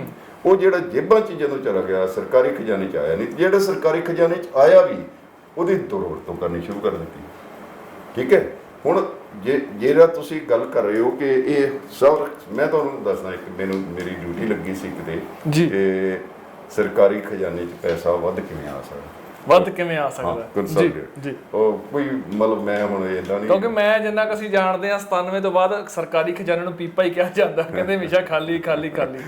ਇਹ ਖਾਲੀ ਕਰਦੇ ਨੇ ਜੀ। ਇਹ ਜਿਹੜਾ ਹੁਣ ਵੀ ਫ੍ਰੀ ਬੀਜ਼ ਵਾਲਾ ਕੰਮ ਇਹਨਾਂ ਨੇ ਕੀਤਾ ਨਾ, ਉਹ ਖਾਲੀ ਕਰਨ ਵਾਲਾ ਹੀ ਹੈ ਤੇ ਇਦਾਂ ਹੀ ਕੰਮ ਜਿਹੜਾ 2012 ਚ ਉਸ ਵੇਲੇ ਦੀ ਸਰਕਾਰ ਨੇ ਕੀਤਾ ਸੀ। ਉਹਨੂੰ ਲੱਗ ਰਿਹਾ ਕਿ ਸਾਡੀ ਹਕੂਮਤ ਅਗਲੀ ਵਾਰੀ ਬਣਨੀ ਨਹੀਂ, ਵੀ ਕਾਂਗਰਸ ਦੀ ਵਾਰੀ ਹੈ ਤੇ ਕਰ ਦੋ ਸਾਰਾ ਕੁਝ, ਸਾਡਾ ਕੀ ਜਾਂਦਾ ਵਿਦੇ ਆਓ ਜਿਹੜਾ ਕੁਝ ਸੀਗਾ। ਹੋਇਆ ਹੈ ਕਿ ਉਹਨਾਂ ਦੀ ਹਕੂਮਤ ਆ ਗਈ ਤੇ ਮੁੜ ਕੇ ਜੋ 5 ਸਾਲ ਹੋਇਆ ਉਹ ਤੁਹਾਨੂੰ ਸਭ ਨੂੰ ਪਤਾ ਹੈ, ਜੋ ਹੁਣ ਹੋ ਰਿਹਾ ਉਹ ਵੀ ਤੁਹਾਨੂੰ ਸਭ ਨੂੰ ਪਤਾ ਹੈ। ਔਰ ਇਹਦਾ ਅਸਰ ਇਹ ਹੋਇਆ ਕਿ ਤੁਹਾਡੇ ਕੋਲ ਬੇਰੁਜ਼ਗਾਰੀ ਜਿਹੜੀ ਹੈ, ਕਿ ਤੁਹਾਡਾ ਜਿਹੜਾ ਇੱਕ ਇਕਨੋਮਿਕਸ ਇਹ ਕਹਿੰਦੇ ਆ ਕਿ ਇਨਵੈਸਟਮੈਂਟ GDP ਰੇਸ਼ੋ, ਕਿ ਜਿੰਨਾ ਤੁਹਾਡੀ ਆਮਦਨ ਹੈ ਸਟੇਟ ਦੀ, ਉਹਦੇ ਚੋਂ ਕਿੰਨੇ % ਤੁਸੀਂ ਨਿਵੇਸ਼ ਕਰ ਰਹੇ ਹੋ ਤਾਂ ਕਿ ਹੋਰ ਆਮਦਨ ਵੱਧ ਸਕੇ, ਉਹ ਸਾਡਾ ਹਿੰਦੁਸਤਾਨ ਦੀਆਂ ਸਾਰੀਆਂ ਸਟੇਟਾਂ ਤੋਂ ਕਾਫੀ ਥੱਲੇ ਹੈ, ਹਿੰਦੁਸਤਾਨ ਦੀ ਐਵਰੇਜ ਤੋਂ ਵੀ ਥੱਲੇ ਹੈ। ਤੇ ਇਸੇ ਕਰਕੇ ਸਾਡਾ ਵਿਕਾਸ ਜਿਹੜਾ ਦਰ ਹੈ ਉਹ ਥੱਲੇ ਜਾ ਰਹੀ ਹੈ, ਔਰ ਇਸੇ ਕਰਕੇ ਸਾਡੀ ਪਰ ਕੈਪੀਟਾ ਇਨਕਮ ਥੱਲੇ ਜਾ ਰਹੀ ਹੈ, ਇਸੇ ਕਰਕੇ ਬੇਰੁਜ਼ਗਾਰੀ ਵੱਧ ਰਹੀ ਹੈ। ਬੇਰੁਜ਼ਗਾਰੀ ਤੁਸੀਂ ਜਿਹੜੇ ਆਪਣੇ ਅੰਕੜੇ ਵੀ ਇਹਨਾਂ ਨੇ ਵਿਧਾਨ ਸਭਾ 'ਚ ਵੀ ਕਿਸੇ ਵੇਲੇ ਪੇਸ਼ ਕੀਤੇ ਸੀ, ਜਿਹੜੀ ਤੁਹਾਡੇ ਅੰਡਰ ਐਸਟੀਮੇਟਡ ਆ, ਜਿਹੜੇ ਤੁਹਾਡੇ ਨਾ ਸੋ ਕਾਲਡ ਇੰਪਲੋਇਮੈਂਟ ਚੇਂਜਸ ਨੇ, ਇਹ ਗੁੱਡ ਫॉर ਨਥਿੰਗ ਨੇ, ਕਿ ਇਹਨਾਂ ਕੋਲ ਕੁਝ ਵੀ ਡੇਟਾ ਨਹੀਂ ਹੈ। 3 ਲੱਖ ਦਾ ਕਹਿ ਭਾਈ 14 ਲੱਖ ਤਾਂ ਸਰਕਾਰੀ ਅੰਕੜੇ ਕਹਿ ਰਹੇ ਆ ਵੀ ਅਨਪਲਾਈਮੈਂਟ ਹੈ ਜੀ। ਮੈਂ ਜਿਹੜੇ ਕੈਲਕੂਲੇਸ਼ਨ ਕੀਤੀਆਂ ਉਹਦੇ ਚ 22 ਲੱਖ ਬਣਦਾ, 22 ਲੱਖ ਬੇਰੁਜ਼ਗਾਰ, ਔਰ 90 ਲੱਖ ਤੁਹਾਡੀ 98 ਲੱਖ ਵਰਕਫੋਰਸ ਹੈ। ਇਹ ਨਾਲ ਆਲਮੋਸਟ 20-22% 100 ਵਿੱਚੋਂ 20-22% ਤੁਹਾਡੇ ਲੋਕ ਅਨਪਲਾਈਡ। ਕੁਮਾ ਸਾਹਿਬ 22 ਲੱਖ ਤਾਂ ਸਿੱਧੇ ਬੇਰੁਜ਼ਗਾਰ ਹੋਣਗੇ ਨਾ, ਜਿਹੜੇ ਬਾਕੀ ਹਜੇ ਜਿਨ੍ਹਾਂ ਦਾ ਸ਼ੋਸ਼ਣ ਹੋ ਰਿਹਾ ਹੈ ਜਾਂ DC ਰੇਟ ਤੋਂ ਵੀ ਘੱਟ ਕੰਮ ਕਰ ਰਹੇ ਨੇ, ਉਹ ਵੀ ਉਹ ਸਿੱਧੇ ਤੌਰ ਤੇ ਬੇਰੁਜ਼ਗਾਰ। ਉਹਨਾਂ ਨੂੰ ਇੰਪਲਾਈਡ ਆਪਾਂ ਗਿਣਦੇ ਹਾਂ ਜੀ, ਪਰ ਤੁਸੀਂ ਕੀ ਇਹ ਕਿਸ ਕਿਸਮ ਦਾ ਵਰਤਾਰਾ ਹੈ ਕਿ ਤੁਸੀਂ ਬੰਦਿਆਂ ਨੂੰ ਸਰਕਾਰੀ ਨੌਕਰੀਆਂ ਵੀ ਜਿਹੜੀਆਂ ਉਹ ਬੇਸਿਕ ਪੇ ਤੇ ਦਿਓ? ਕਿਉਂ ਬਈ? ਬਿਲਕੁਲ। ਤੁਸੀਂ ਕਿਉਂ ਨਹੀਂ ਰਿਸੋਰਸ ਮੋਬਿਲਾਈਜ਼ ਕਰਕੇ ਉਹਨਾਂ ਨੂੰ ਪ੍ਰੋਪਰ ਜੌਬਸ ਦਿੰਦੇ? ਤੁਸੀਂ ਪਿਛਲੇ 10-12 ਸਾਲਾਂ 'ਚ 2 ਲੱਖ ਜਿਹੜੀਆਂ ਅਸਾਮੀਆਂ ਨੇ ਉਹ ਸਰਕਾਰ ਦੇ ਤੇ ਗੈਰ ਸਰਕਾਰੀ ਜਿਹੜੇ ਖੇਤਰ ਨੇ, ਸਰਕਾਰ ਦੇ ਆਪਣੇ ਅਰਧ ਸਰਕਾਰੀ, ਉਹਨਾਂ 'ਚ 2 ਲੱਖ ਬੰਦਾ ਘਟਾ ਦਿੱਤਾ। ਅੱਜ ਪੰਜਾਬ ਦੇ ਗਵਰਨਮੈਂਟ ਕਾਲਜਾਂ ਦੀ ਹਾਲਤ ਹੈ ਕਿ 1850 ਜਿੱਥੇ ਟੀਚਰ ਚਾਹੀਦਾ ਉਹਦੇ ਵਿੱਚੋਂ 250 ਟੀਚਰ ਤੁਹਾਡਾ ਰੈਗੂਲਰ ਹੈ, ਬਾਕੀ ਤੁਸੀਂ ਪ੍ਰਾਈਵੇਟ। ਇਹਦਾ ਮਤਲਬ ਕਿ ਤੁਹਾਡੀ ਐਜੂਕੇਸ਼ਨ ਪ੍ਰਾਇੋਰਟੀ ਨਹੀਂ ਹੈ, ਤੁਹਾਡੀ ਹੈਲਥ ਪ੍ਰਾਇੋਰਟੀ ਨਹੀਂ ਹੈ, ਤੁਹਾਡੀ ਜਿਹੜਾ ਇਨਫਰਾਸਟ੍ਰਕਚਰ, ਸੋਸ਼ਲ ਇਨਫਰਾਸਟ੍ਰਕਚਰ, ਉਹ ਪ੍ਰਾਇੋਰਟੀ ਹੈ ਹੀ ਨਹੀਂ। ਔਰ ਇਸੇ ਕਰਕੇ ਤੁਸੀਂ ਕੀ ਕਰ ਰਹੇ ਹੋ ਕਿ ਵਿਕਾਸ ਦੇ ਆਧਾਰ ਤੇ ਨਹੀਂ, ਤੁਸੀਂ ਮੁਫਤ ਖੋਰੇ ਬਣਾ ਕੇ ਉਹਨਾਂ ਤੋਂ ਵੋਟਾਂ, ਪ੍ਰਾਇੋਰਟੀ ਸਬਸਿਡੀਜ਼ ਹੋ ਗਈਆਂ। ਫਿਰ ਇਹਦਾ ਮਤਲਬ ਮੁਫਤ ਸਬਸਿਡੀ ਤੇ ਮੁਫਤ ਖੋਰੀ ਦੀ ਚੀਜ਼ ਹੈ। ਮਤਲਬ ਤੁਸੀਂ, ਮੈਂ ਇੱਕ ਸਵਾਲ ਪੁੱਛਦਾ ਤੁਹਾਡੇ ਜਿਹੜੀ ਇਹ ਮਾਧਿਅਮ ਜੀ ਜਿਹੜੇ ਕਿ ਹਰ ਰੈਸ਼ਨਲ ਬੰਦਾ ਪੁੱਛ ਰਿਹਾ ਹੈਗਾ ਕਿ ਭਾਈ ਪੰਜਾਬ ਦੇ ਵਿਅਕਤੀ ਨੂੰ ਜਿਹੜਾ ਕਿ ਖੁਦਦਾਰ ਬੰਦਾ ਹੈ, ਉਹਨੂੰ ਬਣਾਉਣਾ ਕੀ ਚਾਹੁੰਦੇ ਹੋ? ਹਮੇਸ਼ਾ ਉਹਨੂੰ ਆਪਣੇ ਤੇ ਡਿਪੈਂਡੈਂਟ ਕਰਕੇ ਮੰਗਤਾ ਬਣਾਉਣਾ ਚਾਹੁੰਦੇ ਹੋ, ਜਾਂ ਮਤਲਬ ਉਹਨੂੰ ਐਮਪਾਵਰ ਕਰਨਾ ਚਾਹੁੰਦੇ ਹੋ, ਉਹਨੂੰ ਰੁਜ਼ਗਾਰ ਕਰਕੇ ਜਾਂ ਇਸ ਕਾਬਲ ਬਣਾ ਕੇ ਕਿ ਆਪਣੀ ਰੋਜੀ ਰੋਟੀ ਕਮਾ ਸਕੇ, ਇੱਜ਼ਤ ਮਾਣਨਾ, ਸਿਰ ਉੱਚਾ ਕਰਕੇ ਰਹਿ ਸਕੇ, ਕਿ ਨਾ ਕਿ ਭਿੱਖ ਮੰਗਾ ਬਣ ਸਕੇ? ਇਹ ਫੈਸਲਾ ਕਰਨਾ ਪਏਗਾ। ਤੇ ਦੂਜਾ ਜਿਹੜਾ ਇਹ ਬਹੁਤ ਇੰਪੋਰਟੈਂਟ ਜਿਹੜੀ ਮੈਂ ਗੱਲ ਹੁਣ ਕਹਿ ਜੀ ਕਿ ਸਰਕਾਰਾਂ ਨੇ, ਪੋਲੀਟੀਕਲ ਪਾਰਟੀਆਂ ਨੇ ਇੱਕ ਬੜਾ ਸੌਖਾ ਤਰੀਕਾ ਲੱਭ ਕੇ ਐਜੂਕੇਸ਼ਨ ਤੇ ਹੈਲਥ ਜਿਹੜੇ ਬੜੇ ਉਹ ਹੈ, ਇਹਨਾਂ ਦਾ ਖਰਚਾ ਘਟਾ ਦਿਓ। 1980 ਚ 22% ਤੁਹਾਡਾ ਐਜੂਕੇਸ਼ਨ ਤੇ ਬਜਟ ਜਾਂਦਾ, ਹੁਣ 12-13% ਹੈ। ਬਿਲਕੁਲ। ਇੱਕ ਹੋਰ ਕੰਮ ਜਿਹੜਾ ਫੜਿਆ ਕਿ ਇੱਕ ਰੋਟੀ ਦੇ ਵਿੱਚੋਂ ਇੱਕ ਬੁਰਕੀ ਲੋਕਾਂ ਨੂੰ ਪਾ ਦਿਓ ਤੇ ਬਾਕੀ ਆਪ ਛਕ ਦਿਓ, ਯਾਨੀ ਕਿ 3 ਸਿਆਪ ਰੱਖ ਲਓ, ਇੱਕ ਹਿੱਸਾ ਲੋਕਾਂ ਦੇ ਦਿਓ, ਇੱਕ ਚੱਪਾ ਰੋਟੀ। ਜੀ। ਇਹ ਫ੍ਰੀ ਬੀਜ਼ ਜਿਹੜਾ ਕਿ ਤੁਸੀਂ ਅਕਰਾਸ ਦਾ ਬੋਰਡ, ਹੁਣ ਜੇ ਤੁਹਾਡੇ ਪੰਜਾਬ ਦੇ ਵਿੱਚ ਕੋਈ 50-60 ਲੱਖ ਹਾਊਸ ਹੋਲਡਸ ਨੇ, 2.25 ਕਰੋੜ ਆਬਾਦੀ ਹੈ, ਹੁਣ ਹੋ ਸਕਦਾ 3 ਕਰੋੜ ਹੀ ਹੋ ਗਈ। ਜੀ ਅੰਕੜੇ ਆਏ ਨਹੀਂ ਤੇ ਤੁਸੀਂ ਸਾਰਿਆਂ ਨੂੰ ਕਿਉਂ ਸਬਸਿਡੀ ਦਿਓਗੇ? ਫਿਰ ਇਹ ਟਕਵਾਂ ਜਾਏ, ਜਿਹੜਾ ਦਿੱਲੀ ਮਾਡਲ ਵੀ ਹੈ, 200 ਯੂਨਿਟ ਤੇ ਫ੍ਰੀ ਹੈ, ਜੇ 201 ਯੂਨਿਟ ਹੋ ਗਿਆ ਤੇ ਪਹਿਲੇ 200 ਤੇ ਵੀ ਲੱਗੂਗੀ। ਅੱਛਾ, ਜੇ ਮੰਨ ਲਓ 5 ਰੁਪਏ ਯੂਨਿਟ ਹੈਗੀ ਆ ਤਾਂ ਤੁਹਾਨੂੰ 200 ਯੂਨਿਟ ਦੇ ਹਿਸਾਬ ਨਾਲ ਬਿੱਲ ਆਊਗਾ। ਜੇ 201 ਵੀ ਹੋ ਗਿਆ ਤਾਂ ਫਿਰ 200 ਦਾ 1005 ਰੁਪਏ ਬਿੱਲ ਆਉ ਜਾਣੀ ਕਿ। ਹਾਂ ਜੀ। ਸੋ ਇਹ ਲੋਕਾਂ ਨੂੰ ਅਜੇ ਪਤਾ ਨਹੀਂ ਹੈ। ਦੂਜਾ ਹੈ ਕਿ ਜ਼ਿੰਦਗੀ 'ਚ ਕੋਈ ਵੀ ਫ੍ਰੀ ਲੰਚ ਨਹੀਂ ਹੈ। ਕਿਤੇ ਵੀ ਕਿਸੇ ਨੂੰ ਮੁਫਤ ਨਹੀਂ ਮਿਲਦਾ। ਜਿਵੇਂ ਤੁਸੀਂ ਦੁਕਾਨ ਤੇ ਜਾਓਗੇ ਨਾ, ਇਹ ਜੀ ਪ੍ਰਾਈਸ ਤਾਂ ਇਹਦੀ 100 ਰੁਪਏ ਹੈ, ਇਹ ਲੈਸ ਕਰਕੇ ਤੁਹਾਨੂੰ 95 ਰੁਪਏ ਦਾ ਪਈ, ਬਾਕੀ ਉਹ ਜਿਹੜਾ ਲੈਸ ਕਰਕੇ 70 ਰੁਪਏ ਦਾ ਪਈ। ਉਹ ਭਾਈ ਪਹਿਲਾਂ ਇਨਫਲੇਟਡ ਆ, ਉਹ ਤੁਹਾਨੂੰ ਕੋਈ ਫ੍ਰੀ ਨਹੀਂ ਪੈ ਰਿਹਾ। ਜਿਹੜਾ 1 ਬਾਈ ਗੈਟ 1 ਵਾਲਾ ਸਿਸਟਮ ਹੁੰਦਾ ਉਹ ਵੀ ਨਾਲ ਹੀ ਹੁੰਦਾ, ਉਹ ਕਿਤੇ ਨਾ ਕਿਤੇ ਉਹਦੀ ਕਾਸਟ ਪੈਂਦੀ ਹੈ ਜੀ ਜੀ, ਔਰ ਲੌਂਗ ਰਨ 'ਚ ਉਹ ਲੋਕਾਂ ਤੇ ਹੀ ਪੈਂਦੀ ਹੈ। ਮੈਂ ਕਹਿੰਦਾ ਕਿ ਜੇ ਪਿੰਡ ਦੇ ਵਿਅਕਤੀ ਨੂੰ ਐਜੂਕੇਸ਼ਨ ਗਵਰਨਮੈਂਟ ਸਕੂਲ 'ਚ ਉਹ ਐਜੂਕੇਸ਼ਨ ਮਿਲੇ ਜਿਹੜੀ ਉਹ 500 1000 2000 ਰੁਪਇਆ ਪ੍ਰਾਈਵੇਟ ਸਕੂਲ 'ਚ ਖਰਚ ਕੇ ਲੈ ਰਿਹਾ, ਤਾਂ ਇਹ ਬਿਜਲੀ ਉਹਨੇ ਸਿਰ 'ਚ ਮਾਰਨੀ ਆ ਫਰੀ। ਜਿਹੜਾ ਉਹ ਹੈਲਥ ਹੈ ਉਹਨੂੰ ਜੇ ਹੈਲਥ ਸਰਕਾਰੀ ਡਿਸਪੈਂਸਰੀ ਤੋਂ ਹਸਪਤਾਲ ਤੋਂ ਬਿਨਾਂ ਖਰਚੇ ਤੋਂ ਜਾਂ ਥੋੜਾ ਖਰਚ ਕਰਕੇ ਉਹਨੂੰ ਹੈਲਥ ਮਿਲ ਜਾ, ਹੈਲਥ ਸਿਸਟਮ ਜਿਹੜਾ ਸੇਵਾਵਾਂ ਮਿਲ ਜਾਣ, ਸਿਹਤ ਸੇਵਾਵਾਂ, ਤੇ ਉਹ ਕਿਉਂ ਪ੍ਰਾਈਵੇਟ ਖੱਜਲ ਹੋਏਗਾ, ਕਿਉਂ ਪ੍ਰਾਈਵੇਟ 'ਚ ਆਪਣੀ ਛਿੱਲ ਹੋਏਗਾ। ਸੋ ਇਹ ਉਹਨੇ ਉਹ ਕਿਉਂ ਤੁਸੀਂ ਇਹ ਜਿੰਨੇ ਦੀ ਬਿਜਲੀ ਫ੍ਰੀ ਦੇ ਰਹੇ ਹੋ ਨਾ, ਉਹਨੇ ਤੁਸੀਂ ਹੋਰ ਮਹਿੰਗੇ ਕਰੀ ਜਾ ਰਹੇ ਹੋ। ਤੁਹਾਡੇ ਸਕੂਲ ਕੋਲੈਪਸ ਕਰ ਗਏ ਨੇ, private school government school collapse ਕਰ ਗਏ, ਗਵਰਨਮੈਂਟ ਹਸਪਤਾਲ ਕਾਲਜ ਯੂਨੀਵਰਸਿਟੀ। ਤੁਹਾਡੇ ਗੁਆਂਢ 'ਚ ਯੂਨੀਵਰਸਿਟੀ ਦਾ ਵਾਈਸ ਚਾਂਸਲਰ ਨੂੰ ਰਿਜ਼ਾਈਨ ਕਰਨਾ ਪੈ ਗਿਆ। ਬਿਲਕੁਲ, ਅਜੇ ਉਹਦੇ ਵਿਚਾਰੇ ਦੇ ਪੌਣੇ 3 ਸਾਲ ਪਏ ਸੀ ਤੇ ਉਹਨੂੰ ਵਿਚਾਰੇ ਨੂੰ ਇਸ ਕਰਕੇ ਰਿਜ਼ਾਈਨ ਕਰਨਾ ਪੈ ਗਿਆ ਕਿ ਉਹ ਪੈਸੇ ਨਹੀਂ ਦੇ ਰਹੇ, ਚਲਾਵੇ ਕਿੱਥੋਂ। ਤੇ ਮੈਂ ਤੁਹਾਨੂੰ ਇੱਕ ਹੋਰ ਗੱਲ ਦੱਸਣੀ ਚਾਹਾਂਗਾ ਵਿੱਚ ਜੀ ਜੀ, ਨਹੀਂ ਕੋਈ ਗੱਲ ਨਹੀਂ। ਉਹ ਗੱਲ ਇਹ ਸੀਗੀ ਕਿ ਜਦੋਂ ਮੇਰੀ ਇਹ ਡਿਊਟੀ ਲੱਗੀ ਕਿ ਭਾਈ ਇਹ ਵਰਕਆਊਟ ਕਰਕੇ ਦੱਸੋ ਕਿ ਮੈਂ ਆਪੇ ਫਸਿਆ ਸੀ ਕਿ ਮੈਂ ਕਿਹਾ ਕਿ ਪੈਸੇ ਜਿਹੜੇ ਇਕੱਠੇ ਹੋ ਸਕਦੇ ਨੇ ਬਿਨਾਂ ਟੈਕਸ ਟੁਕਸ ਤੋਂ। ਕੋਈ ਮੀਟਿੰਗ ਸੀਗੀ ਅਫੀਸ਼ੀਅਲ ਵੱਡੀ, ਤੇ ਉਹ ਮੈਨੂੰ ਕਹਿੰਦੇ ਫਿਰ ਤੁਸੀਂ ਨੋਟ ਬਣਾ ਕੇ ਦਿਓ। ਕਿਹੜੇ ਸਾਲ ਦੀ ਗੱਲ ਹੈ ਜੀ ਇਹ ਤਾਂ ਪਿਛਲੇ 2020 ਦੀ ਗੱਲ ਹੀ ਹੈ। ਅੱਛਾ, ਬੜੀ ਪੁਰਾਣੀ ਗੱਲ ਨਹੀਂ ਹੈ। ਠੀਕ ਹੈ।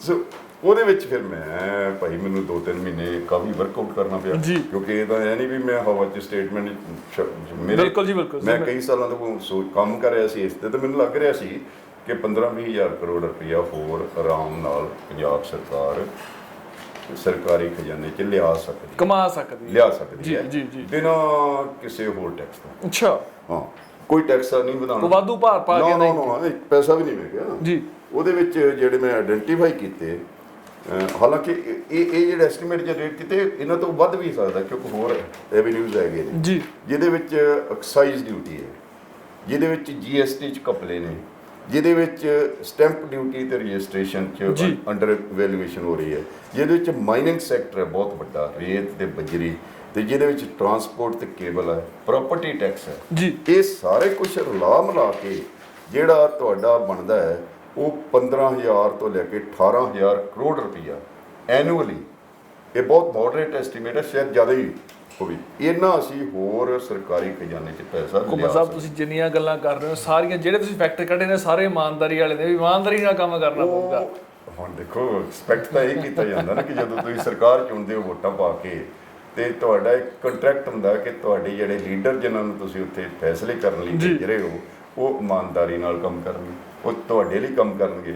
ਪਰ ਬਦਕਿਸਮਤੀ ਇਹ ਹੈ ਕਿ ਉਹ ਆਪਣੇ ਲਈ ਕੰਮ ਕਰ ਰਹੇ ਨੇ, ਤੇ ਉਸੇ ਚੋਂ ਹੀ ਇਹਨਾਂ ਨੇ ਇੱਕ ਬਣਾ ਲਿਆ ਕਿ ਵੋਟਾਂ ਜਿਹੜੀਆਂ ਵਿਕਾਸ ਫੂਸ ਕਰਨ ਦੀ ਲੋੜ ਨਹੀਂ ਹੈ, ਰੁਜ਼ਗਾਰ ਵੀ ਬਹੁਤਾ ਕਰਨ ਦੀ ਲੋੜ ਨਹੀਂ, ਬਹੁਤਾ ਉਹ ਨਹੀਂ ਕਰਨ ਦੀ ਲੋੜ, ਪੈਸੇ ਕਮਾਓ ਤੇ ਪੈਸੇ ਖਰਚੋ ਵੋਟਾਂ ਵੇਲੇ। ਤੇ ਆਹ ਜਿਹੜੇ ਤੁਸੀਂ 300 ਯੂਨਿਟ ਦੀ ਗੱਲ ਕੀਤੀ ਹੈ ਉਹ ਉਸੇ ਦਾ ਹੀ ਹਿੱਸਾ ਹੈ। ਔਰ ਮੈਨੂੰ ਲੱਗਦਾ ਹੈ ਕਿ ਇਹ 300 ਯੂਨਿਟ ਕ੍ਰਾਸ ਦਾ ਬੋਰਡ ਫ੍ਰੀ ਦੇਣੇ ਇਹ ਇੱਕ ਪੋਲੀਟੀਕਲ ਸਾਜ਼ਿਸ਼ ਹੈ ਪੰਜਾਬ ਦਾ ਬੇੜਾ ਗਰਕ ਕਰਨ ਲਈ, ਪੰਜਾਬੀਆਂ ਦਾ ਇੱਕ ਐਸ ਲੈਵਲ ਤੇ ਲਿਜਾਣ ਲਈ ਕਿ ਮੁੜ ਕੇ ਉੱਠ ਨਾ ਸਕਣ, ਪੰਜਾਬ ਸਟੇਟ ਵਿਕਾਸ ਨਾ ਕਰ ਸਕੇ। ਜਦੋਂ ਤੁਸੀਂ ਮੁਫਤ ਖੋਰੇ ਬਣਾ ਦਿੰਦੇ ਹੋ, ਉਹਦੇ ਨਾਲ ਇਹੀ ਇਕੱਲਾ ਨਹੀਂ ਹੈ ਕਿ ਮੈਂ ਕਹਿੰਦਾ ਜਿਨ੍ਹਾਂ ਲੋਕਾਂ ਨੂੰ ਲੋੜ ਹੈ ਜ਼ਰੂਰ ਦਿਓ ਜੀ, ਜਿਹੜੇ ਲੋਕ ਦੇ ਸਕਦੇ ਨੇ ਉਹਨਾਂ ਤੋਂ ਕਿਉਂ ਨਾ ਲਓ। ਬਿਲਕੁਲ, ਜਿਨ੍ਹਾਂ ਦੇ ਘਰੇ 4-4 5-5 AC ਲੱਗੇ ਨੇ, ਜਿਨ੍ਹਾਂ ਦੇ ਕਿਲੋਵਾਟ ਬਹੁਤ ਜ਼ਿਆਦਾ ਹੈ, ਵੱਡੀਆਂ ਕਾਰਾਂ ਰੱਖੀਆਂ ਹੋਈਆਂ ਜੀ, ਤੁਹਾਡੇ ਹੋਰ ਸਾਰਾ ਕੁਝ ਵਧੀਆ ਜੀਵਨ ਉਹ ਕਿਉਂ ਨਾ ਮੁੱਕ। ਸੋ ਮੈਨੂੰ ਲੱਗਦਾ ਕਿ ਇਹ ਬੜੀ ਵੱਡੀ ਸਾਜ਼ਿਸ਼ ਹੈ, ਇਹ ਸਾਜ਼ਿਸ਼ ਤੋਂ ਬਚਣ ਦੀ ਲੋੜ ਹੈ। ਔਰ ਕੱਲ੍ਹ ਨੂੰ ਤੁਹਾਡਾ ਜਿਹੜਾ ਸਕੂਲ ਗਵਰਨਮੈਂਟ ਦੇ ਹੋਰ ਥੱਲੇ ਜਾਣਗੇ, ਗਵਰਨਮੈਂਟ ਦੇ ਜਿਹੜੇ ਹਸਪਤਾਲ ਉਹ ਥੱਲੇ ਜਾਣਗੇ, ਗਵਰਨਮੈਂਟ ਦੇ ਯੂਨੀਵਰਸਿਟੀਆਂ ਕਾਲਜ ਥੱਲੇ ਜਾਣਗੇ, ਏਡਡ ਕਾਲਜ ਥੱਲੇ ਜਾਣਗੇ, ਤੇ ਪ੍ਰਾਈਵੇਟ ਸਾਰੇ ਬੋਲਬਾਲਾ ਹੋ ਜਾਏਗਾ, ਤੇ ਫਿਰ ਲੋਕਾਂ ਨੂੰ ਮੁਫਤ ਕਿੱਥੋਂ ਦੇਣਗੇ। ਘੁੰਮਾ ਸਾਹਿਬ, ਇੱਕ ਸਵਾਲ, ਜੇਕਰ ਪੌਣੇ 4 ਲੱਖ ਕਰੋੜ ਹੁਣ ਕਰਜ਼ਾ ਪੰਜਾਬ ਤੇ 300 ਯੂਨਿਟ ਦੀ ਸਬਸਿਡੀ, ਪੌਣੇ 3 ਕਰੋੜ, ਪੌਣੇ 3 ਲੱਖ ਮਾਫ ਕਰਨਾ, ਹਾਂ ਪੌਣੇ 3 ਲੱਖ ਕਰੋੜ ਹੈਗਾ, ਤੇ ਜੇਕਰ ਮੁਫਤ ਸਬਸਿਡੀ 300 ਯੂਨਿਟ ਦਿੱਤੀ ਜਾਂਦੀ ਹੈ ਆਉਣ ਵਾਲੇ 5 ਸਾਲਾਂ 'ਚ ਪੰਜਾਬ ਹੋਰ ਕਿੰਨਾ ਕਰਜ਼ਾਈ ਹੋ ਜਾਊਗਾ?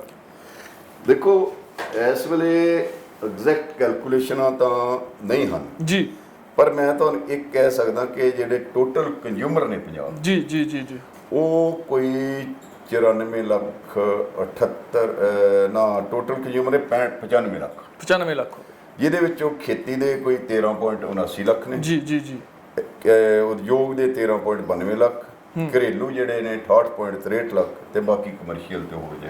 ਜਿਹੜੇ ਉਹ ਕੋਈ 11 ਕੁ ਲੱਖ ਨੇ। ਔਰ ਉਹ ਜਿਹੜੇ ਯੂਨਿਟ ਕੰਜ਼ਿਊਮ ਕਰ ਰਹੇ ਨੇ ਜੀ ਉਹ ਟੋਟਲ ਕਰ ਰਹੇ ਨੇ 94,78,248 ਮਿਲੀਅਨ ਕਿਲੋਵਾਟ ਮਿਲੀਅਨ ਪਰ ਡੇ ਜਿਹੜੇ ਐਨੂਅਲ ਜੀ। ਤੇ ਉਹਦੇ ਵਿੱਚੋਂ ਜਿਹੜਾ ਐਗਰੀਕਲਚਰ ਚਲੋ ਕੱਢ ਦਿਓ ਜੀ, ਆਲਰੇਡੀ ਅਸੀਂ ਫ੍ਰੀ ਬਿਜਲੀ ਦੇ ਰਹੇ ਉਹਨਾਂ ਨੂੰ 7800 7300 ਕਰੋੜ ਦੀ, ਇਹ ਹਰ ਸਾਲ ਵਧੀ ਜਾ ਰਿਹਾ। ਜੀ ਜੀ ਪਰ ਕਮਾਲ ਇੱਥੇ ਇੱਕ ਹੋਰ ਹੈ ਕਿ ਨਾ ਤਾਂ ਏਰੀਆ ਅੰਡਰ ਇਰੀਗੇਸ਼ਨ ਵਧ ਰਿਹਾ ਪਰ ਤੁਹਾਡਾ ਜਿਹੜਾ ਐਗਰੀਕਲਚਰ ਸਬਸਿਡੀ ਆ ਉਹ ਹਰ ਸਾਲ ਵਧਾਈ, ਉਹ ਹਰ ਸਾਲ ਵਧ ਇਹਦਾ ਮਤਲਬ ਕਿਤੇ ਇਹ ਵੀ ਹੈ ਕਿ ਦੂਜੇ ਸੈਕਟਰਾਂ ਦੀ ਚੋਰੀ ਵੀ ਬਿਜਲੀ ਚੋਰੀ ਜਿਹੜੀ ਇਹਦੇ ਤੇ ਕੰਟਰੋਲ ਇਸ ਖਾਤੇ 'ਚ ਪੈ ਰਹੀ ਹੈ। ਕਿ ਮੈਂ ਜਦੋਂ ਸਟੇਟ ਐਡਵਾਈਜ਼ਰੀ ਕਮੇਟੀ PSC ਦੇ ਮੈਂਬਰ ਮੈਂ ਬੜੀ ਵਾਰ ਪੁਆਇੰਟ ਆਊਟ ਕੀਤਾ ਕਿ ਕੀ ਚੱਕਰ ਹੈ ਕਿ ਤੁਹਾਡਾ ਇਰੀਗੇਸ਼ਨ ਦੇ ਅੰਡਰ ਏਰੀਆ ਨਹੀਂ ਵਧ ਰਿਹਾ, ਗ੍ਰੋਸ ਕ੍ਰੌਪ ਏਰੀਆ ਨਹੀਂ ਵਧ ਰਿਹਾ ਤੁਹਾਡਾ। ਚਲੋ ਮੰਨ ਲਿਆ ਕਿ ਬਿਜਲੀ ਦੇ ਬੋਰ ਡੂੰਘੇ ਹੋ ਰਹੇ, ਮੋਟਰਾਂ ਵੱਡੀਆਂ ਹੋ ਰਹੀਆਂ, ਪਰ ਫਿਰ ਵੀ ਇਹਨਾਂ ਤੁਸੀਂ ਜਸਟੀਫਾਈ ਕਿਵੇਂ ਕਰੋਗੇ? ਆਈ ਯੂਜ਼ਡ ਟੂ ਔਨ ਬਿਲਕੁਲ ਜੀ, ਬਿਲਕੁਲ ਔਨ ਕਾਲ।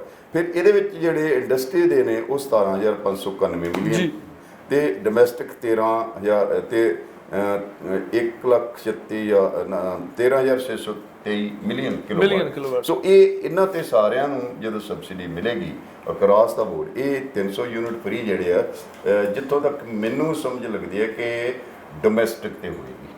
ਜੀ ਜੀ ਜੀ, ਘਰੇਲੂ ਤੇ ਹੀ ਘਰੇਲੂ ਤੇ ਹੋਏਗੀ। ਤੇ ਘਰੇਲੂ ਵੀ ਜਿਹੜੇ ਤੁਹਾਡੇ ਯੂਨਿਟ ਨੇ ਉਹ ਬਣਦੇ ਨੇ ਤੇ ਇਹ 13,623 ਮਿਲੀਅਨ ਕਿਲੋਵਾਟ। 68 ਲੱਖ ਲੋਕਾਂ ਨੂੰ ਟਾਰਗੇਟ ਕਰ ਰਹੇ ਨੇ। 68 ਲੱਖ ਲੋਕਾਂ ਨੂੰ 300 68 ਲੱਖ ਕੰਜ਼ਿਊਮਰਸ ਨੂੰ 300 ਯੂਨਿਟ ਫ੍ਰੀ ਦੇਣੇ। ਉਹਦੇ ਵਿੱਚੋਂ ਇਹ ਵੋਟਾਂ ਜਿਹੜੀਆਂ ਉਹ 68 ਲੱਖ ਨਹੀਂ ਹੋਣਗੀਆਂ, ਪਰ ਇਹ ਉਹਨਾਂ ਨੂੰ ਵੋਟਾਂ ਜ਼ਿਆਦਾ ਵੀ ਹੋ ਸਕਦੀਆਂ ਨੇ। 68 ਲੱਖ ਇੱਕ ਘਰ 'ਚ 2 ਵੀ ਲਾ ਲਓ ਤੁਸੀਂ, 3 ਵੀ ਲਾ ਲਓ, ਤੇ ਇਹ ਮਤਲਬ ਇਹ ਵੋਟਾਂ ਨੂੰ ਟਾਰਗੇਟ ਕਰ ਰਹੇ ਨੇ।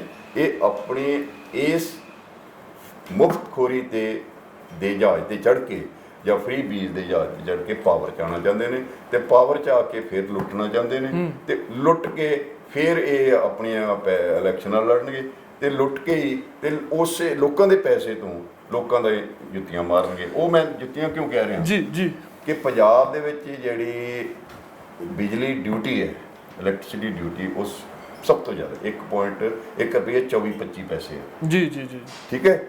ਇਹ ਜੇ ਇਹਨਾਂ ਨੇ ਬਿਜਲੀ ਸਸਤੀ ਦੇਣੀ ਆ ਤਾਂ ਉਹ ਘਟਾਉਣ, ਕਿਉਂਕਿ ਪੰਜਾਬ ਦੇ ਵਿੱਚ ਜੋ ਟੈਕਸਿਸ ਨੇ 1.1% ਡਿਊਟੀ ਪੈ ਜਾਂਦੀ ਹੈ। ਉਸ ਤੋਂ ਬਾਅਦ ਜਿਹੜਾ ਤੁਹਾਡਾ ਫਿਕਸ ਚਾਰजेस ਆ ਗਏ ਨੇ ਉਹ 270 ਰੁਪਏ ਫਿਕਸ ਚਾਰजेस ਨੇ। ਡਿਊਟੀ ਇੱਕ ਯੂਨਿਟ ਤੇ 1.1 ਰੁਪਏ 24 ਪੈਸੇ। ਜੀ ਜੀ ਜੀ ਜੀ। ਸੋ ਇਹ ਡਿਊਟੀ ਘਟਾਉਣ, ਇਹ ਇੱਕ ਪਾਸਿਓਂ ਤੁਸੀਂ ਡਿਊਟੀ ਵਧਾਈ ਜਾਂਦੇ ਹੋ, ਇੱਕ ਪਾਸੇ ਫ੍ਰੀ ਦੇ ਜਾਂਦੇ। ਲੋਕਾਂ ਨੂੰ ਸਮਝਣ ਦੀ ਲੋੜ ਹੈ ਕਿ ਤੁਸੀਂ ਜਿੰਨੇ ਕੁ ਫ੍ਰੀ ਦੇ ਰਹੇ ਹੋ ਉਨੀ ਕੁ ਡਿਊਟੀ ਵਧਾ ਕੇ ਉਹ ਲੈ ਰਹੇ ਹੋ ਤੁਹਾਡੇ ਤੋਂ, ਹੈ ਨਾ। ਸੋ ਜਿਹੜੇ 300 ਤੋਂ ਬਾਅਦ ਹੋਣੀਆਂ ਨੇ ਉਹ ਤਾਂ ਡਿਊਟੀ ਦੇਣੀ ਹੈ। ਅੱਛਾ, ਇਹਨਾਂ ਨੂੰ ਪਤਾ ਹੈ ਕਿ 300 ਤੋਂ ਵੱਧ ਜਾਣੇ ਆ ਜੀ। ਤੇ ਇੱਕ ਮਤਲਬ ਇਹਦਾ ਮਤਲਬ ਹੈ ਕਿ ਇੱਕ ਲੈਵਲ ਤੇ ਇੱਕ ਪੋਲੀਟੀਕਲ ਡਿਸਓਨੈਸਟੀ ਵੀ ਹੈ ਜੀ ਕਿ ਲੋਕਾਂ ਨੂੰ ਇਹ ਸਵਾਲ ਪੁੱਛਣੇ ਚਾਹੀਦੇ। ਮੈਂ ਕਹਿੰਦਾ ਚੱਲ ਮੰਨ ਲਿਆ ਕਿ ਤੁਸੀਂ ਫ੍ਰੀ ਦਿਓ, ਤੁਹਾਡੇ ਕੋਲ ਰੋਡ ਮੈਪ ਕੀ ਹੈ, ਰਿਸੋਰਸਸ ਕਿੱਥੇ ਨੇ ਜਿਨ੍ਹਾਂ ਨਾਲ ਤੁਸੀਂ ਬਿਜਲੀ ਦਿਓ, ਕਿੱਥੋਂ ਤੁਸੀਂ ਦਿੱਲੀ ਮਾਡਲ। ਕਿਉਂਕਿ ਜਿਹੜੇ ਸਮਝੌਤੇ ਪਹਿਲਾਂ ਹੋ ਚੁੱਕੇ ਨੇ, ਚਾਹੇ 6,000 ਕਰੋੜ ਰੁਪਏ ਦੇਣਾ ਪੈਂਦਾ, ਚਾਹੇ ਉਹਨਾਂ ਕੋਲ ਬਿਜਲੀ ਲਈਏ ਚਾਹੇ ਨਾ ਲਈਏ, ਉਹ ਸਮਝੌਤੇ ਕਿਵੇਂ ਤੋੜੇ ਜਾਣਗੇ? ਉਹ ਸਮਝੌਤੇ ਨੂੰ ਕਿਵੇਂ ਮਜ਼ਬੂਤ ਕਰੋਗੇ ਆਪਦੇ ਆਪ? ਉਹ ਮੈਂ ਉਹਨਾਂ ਦਾ ਮਾਹਰ ਤਾਂ ਨਹੀਂ ਹਾਂ। ਇਹ ਤਾਂ ਜਿਵੇਂ ਅੱਜ ਮੈਂ ਸੁਣ ਰਿਹਾ ਸੀਗਾ ਕਿ ਸਰਦਾਰ ਬਲਦੇਵ ਸਿੰਘ ਸਰਾਂ ਬਿਜਲੀ ਬੋਰਡ ਦੇ CMD ਰਹੇ ਨੇ, ਉਹਦੇ ਬਾਰੇ ਉਹਨਾਂ ਦੇ ਕੋਈ ਸੋਸ਼ਲ ਮੀਡੀਆ ਦੇ ਇੰਟਰਵਿਊ ਸੀਗੀ, ਮੈਂ ਦੇਖਦਾ ਸੀ। ਉਹ ਵੀ ਕਹਿ ਰਹੇ ਸੀਗੇ ਕਿ ਸਾਰੇ ਤੋੜਨ ਦੀ ਲੋੜ ਨਹੀਂ, ਇਹਨਾਂ ਨਾਲ ਗੱਲਬਾਤ ਕਰਕੇ ਜੇ ਇੱਕ ਦੋ ਵੀ ਠੀਕ ਕੀਤੇ ਜਾਣ, ਤੋੜ ਦਿੱਤੇ ਜਾਣ, ਉਹ ਮੰਨ ਵੀ ਸ਼ਾਇਦ ਜਾਣ, ਤਾਂ ਇਹ ਪੰਜਾਬ ਦਾ ਮਸਲਾ ਹੱਲ ਹੋ ਜਾਏਗਾ। ਹੋਇਆ ਇਹ ਆਪਣੇ ਸਰਕਾਰ ਜੀ, ਉਹ ਬਹੁਤ ਵੱਡੀ ਚਾਲ ਚੱਲੀ। ਇੱਕ ਅਸੀਂ ਜੀ ਪੰਜਾਬ ਨੂੰ ਬਿਜਲੀ ਸਰਪਲਸ ਕਰ ਦਿੰਦੀ ਹੈ। ਸਰਪਲਸ ਕਰ ਅਸੀਂ ਬਿਜਲੀ ਪਾਕਿਸਤਾਨ ਵਿੱਚ ਉਹ ਭਾਈ ਭਲੇ ਮਾਨਸ ਪਾਕਿਸਤਾਨ ਨੂੰ ਤਾਂ ਇੱਕ ਤੀਲਾ ਨਹੀਂ ਭੇਜ ਸਕਦੇ ਤੁਸੀਂ ਜਿੰਨੀ ਦੇਰ ਸੈਂਟਰ ਗਵਰਨਮੈਂਟ ਦੀ ਬਿਲਕੁਲ ਇਜਾਜ਼ਤ ਨਾ ਹੋਵੇ। ਤੁਹਾਡਾ ਵਾਹਗਾ ਬਾਰਡਰ 2019 ਫਰਵਰੀ ਤੋਂ ਬੰਦ ਪਿਆ, ਖੁਲਾ ਲਿਆ ਜੀ, ਠੀਕ ਹੈ ਨਾ। ਉਹ ਤਾਂ ਗਵਰਨਮੈਂਟ ਟੂ ਗਵਰਨਮੈਂਟ ਹੋਣਾ ਹੈ, ਕੰਟਰੀ ਟੂ ਕੰਟਰੀ ਹੋਣਾ। ਤੁਸੀਂ ਕਿੱਥੋਂ ਭੇਜ ਦੋਗੇ? ਇਕੱਲਾ ਬਿਆਨਾਂ ਤੱਕ ਆ ਬਸ। ਹਾਂ ਬਿਆਨਾਂ ਦਾ। ਫਿਰ ਅਸੀਂ ਸਰਪਲਸ ਉਹ ਭਾਈ ਇਹ ਹੋਇਆ ਇਹ ਕਿ ਅਫਸਰਸ਼ਾਹੀ ਨੇ ਤੇ ਪੋਲੀਟੀਸ਼ੀਅਨਾਂ ਨੇ ਮਿਲ ਕੇ ਜਿਹੜਾ ਇਹ ਕੀਤਾ ਕਿ ਜਿਹੜੀ ਤੁਹਾਡੀ ਪੀਕ ਡਿਮਾਂਡ ਹੈ ਜੀ ਉਹਨੂੰ ਨਾਰਮਲ ਡਿਮਾਂਡ ਕਹਿੰਦੇ ਆ।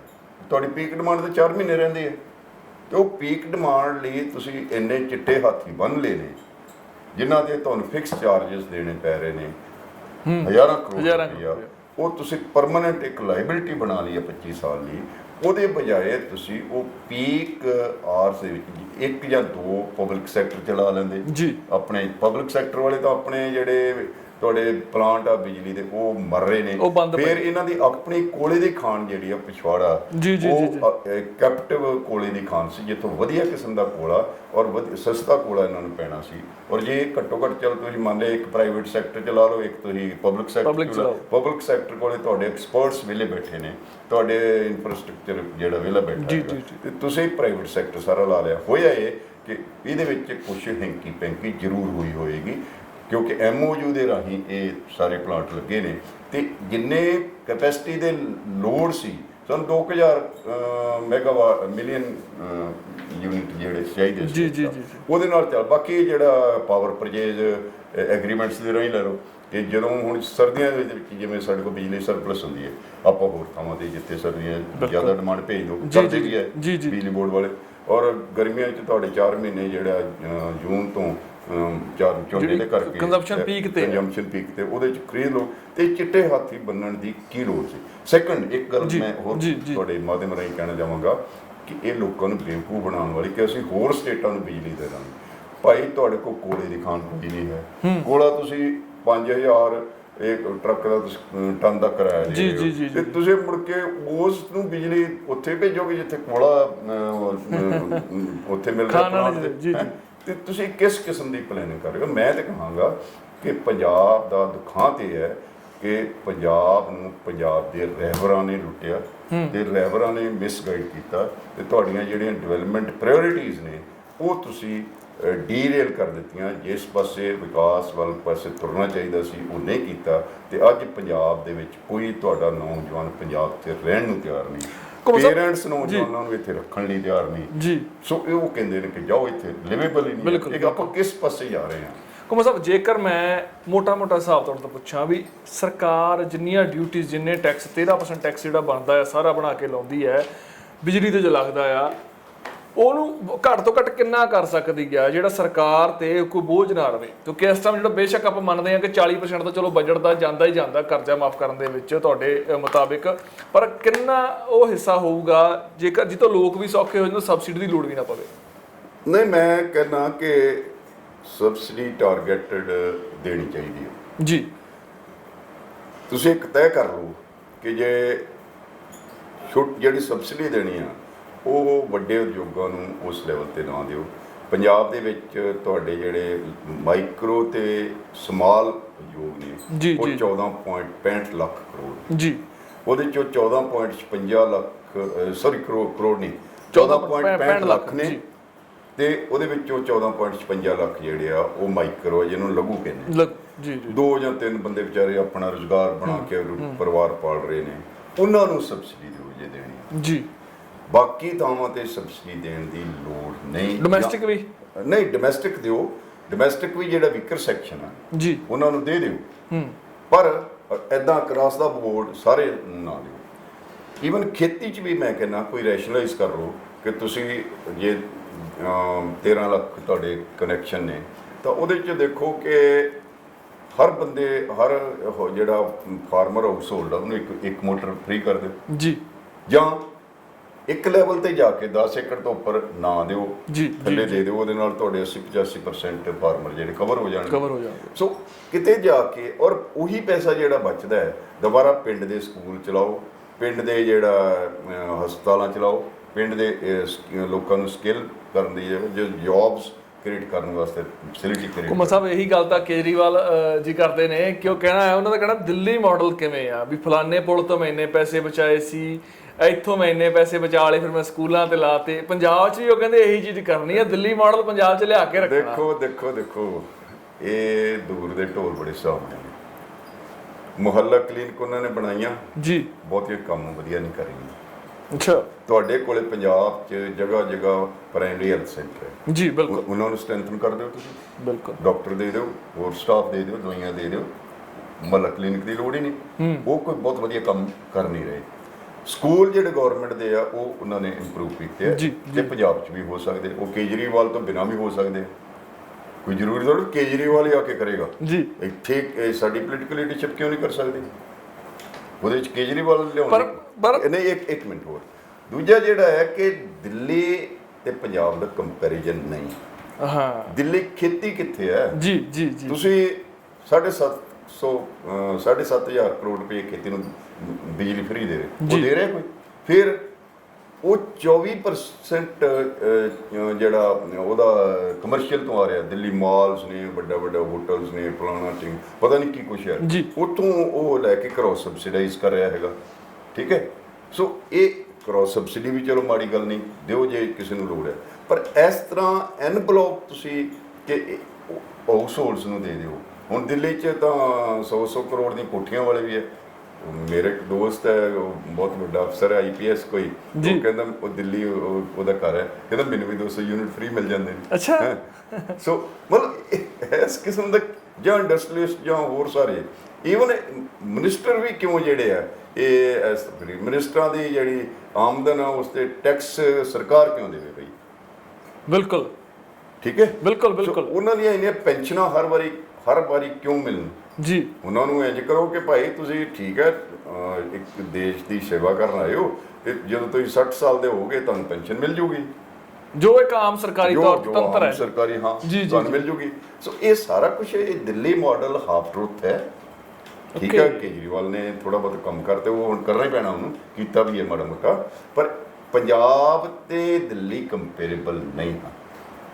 ਪੰਜਾਬ ਦੇ ਵਿੱਚ ਜਿਸ ਕਿਸਮ ਦੇ ਇੱਥੇ ਇਕਾਨਮੀ ਦਾ ਸਟਰਕਚਰ ਹੈ, ਉਹ ਦਿੱਲੀ ਦਾ ਇਕਾਨਮੀ ਦਾ ਸਟਰਕਚਰ ਨਹੀਂ ਹੈ।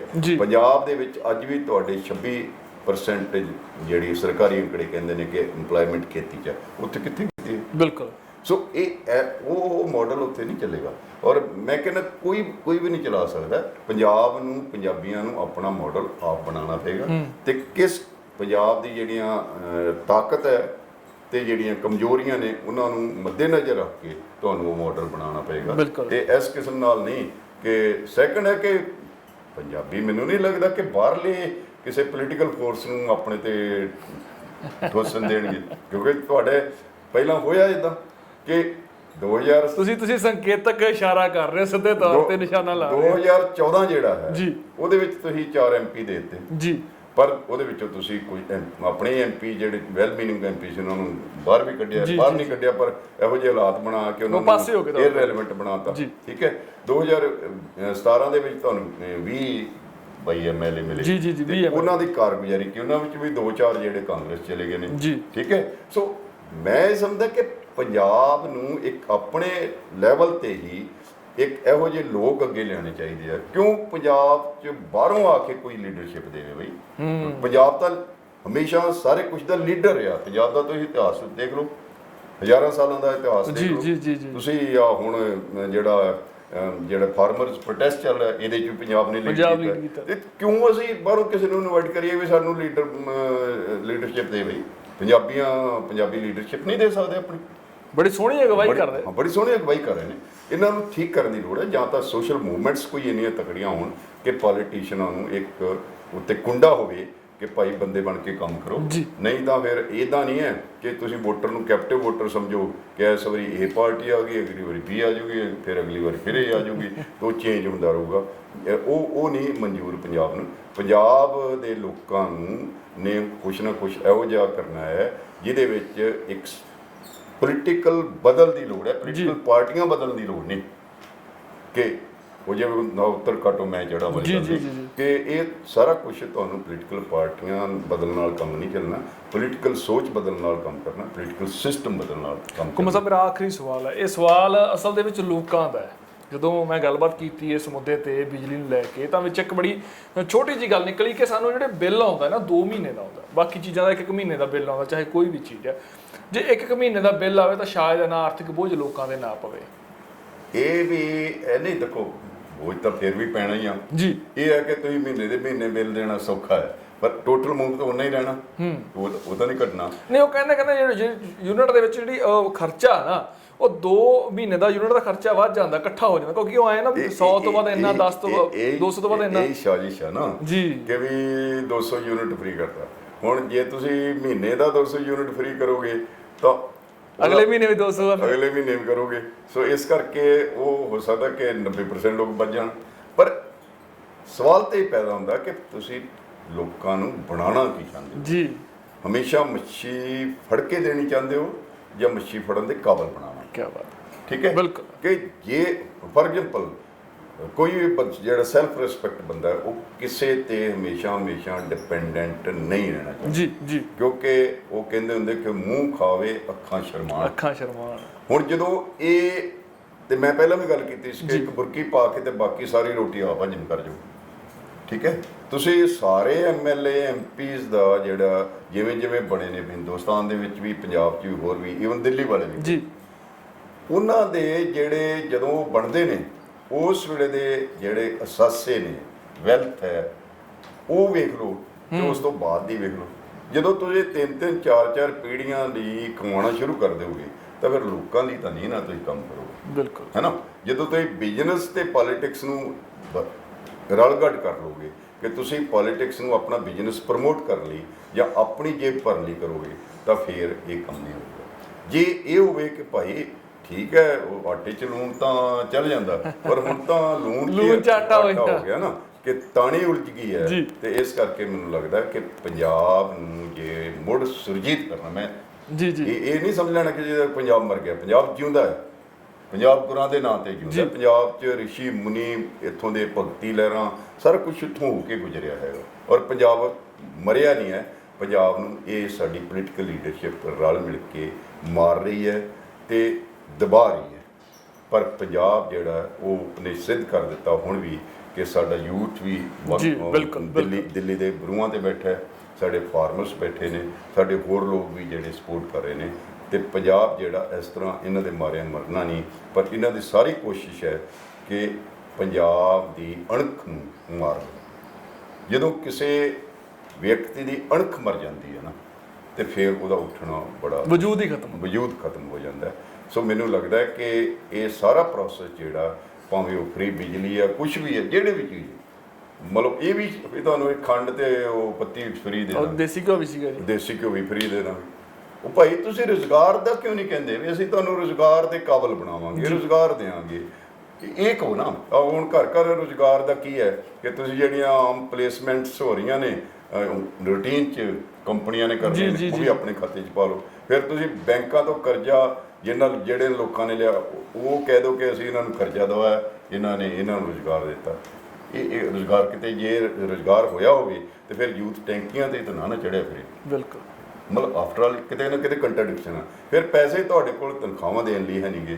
7 ਕਿਸ਼ਤਾਂ DA ਦੀ ਕਿਸ਼ਤਾਂ ਤੁਹਾਡੀਆਂ ਪੈਂਡਿੰਗ ਪਈਆਂ ਨੇ। ਤੁਹਾਡਾ ਜਿਹੜਾ 7th ਪੇ 6th ਪੇ ਕਮਿਸ਼ਨ ਬਾਕੀਆਂ 7th ਪੇ, ਉਹ ਬਹੁਤ ਸਾਰੀਆਂ ਸਟੇਟਾਂ ਨੇ ਲਾਗੂ ਕਰਤਾ, ਤੁਸੀਂ ਅਜੇ ਉਹਦੇ ਬਾਰੇ ਕੁਝ ਵੀ ਨਹੀਂ ਕੀਤਾ। ਸੋ ਇਹ ਕਿਸ ਕਿਸਮ ਦਾ ਹੈ? ਕਰਜ਼ਾ ਲੈ ਕੇ ਕਰਜ਼ਾ ਮੋੜਨਾ ਔਰ ਕਰਜ਼ਾ ਲੈ ਕੇ ਰੈਵਨਿਊ ਵਾਲਾ ਖਰਚਾ ਕਰਨਾ, ਇਹ ਇਸ ਕਿਸਮ ਦਾ ਕੋਈ ਸਟੇਟ ਇਹਦੇ ਵਿੱਚ ਸਰਵਾਈਵ ਲੰਬਾ ਸਮਾਂ ਨਹੀਂ ਕਰ ਸਕਦੀ। ਤੇ ਮੈਨੂੰ ਲੱਗਦਾ ਕਿ ਲੋਕਾਂ ਨੂੰ ਬਹੁਤ ਸੰਜੀਦਗੀ ਨਾਲ ਇਹ ਸਾਰਾ ਕੁਝ ਘੋਖਣ ਦੀ ਲੋੜ ਹੈ, ਤਾਂ ਕਿ ਉਹ ਫੈਸਲਾ ਕਰ ਸਕਣ ਕਿ ਅੱਗੇ ਸਾਨੂੰ ਕਿਸ ਕਿਸਮ ਦੀ ਪੋਲੀਟੀਕਲ ਲੀਡਰਸ਼ਿਪ ਜਿਹੜੀ ਚਾਹੀਦੀ ਹੈ, ਉਹੀ ਇਹਦਾ ਕਲਿਆਣ ਕਰੇ। ਸ਼ੁਕਰੀਆ ਘੁੰਮਣ ਸਾਹਿਬ। ਸੋ ਸੋਚਣਾ ਹੁਣ ਪੰਜਾਬ ਦੇ ਲੋਕਾਂ ਨੂੰ ਪੈਣਾ, ਪੰਜਾਬੀਆਂ ਨੂੰ ਪੈਣਾ ਕਿ ਕਿਸ ਤਰੀਕੇ ਦੇ ਨਾਲ ਅੱਗੇ ਵਧਣਾ, ਕਿਵੇਂ ਚੋਣ ਕਰਨੀ ਆ ਤੇ ਕਿਹੜੀ ਦਿਸ਼ਾ ਤੈਅ ਕਰਕੇ ਪੰਜਾਬ ਨੂੰ ਬਚਾਉਣਾ ਹੈ।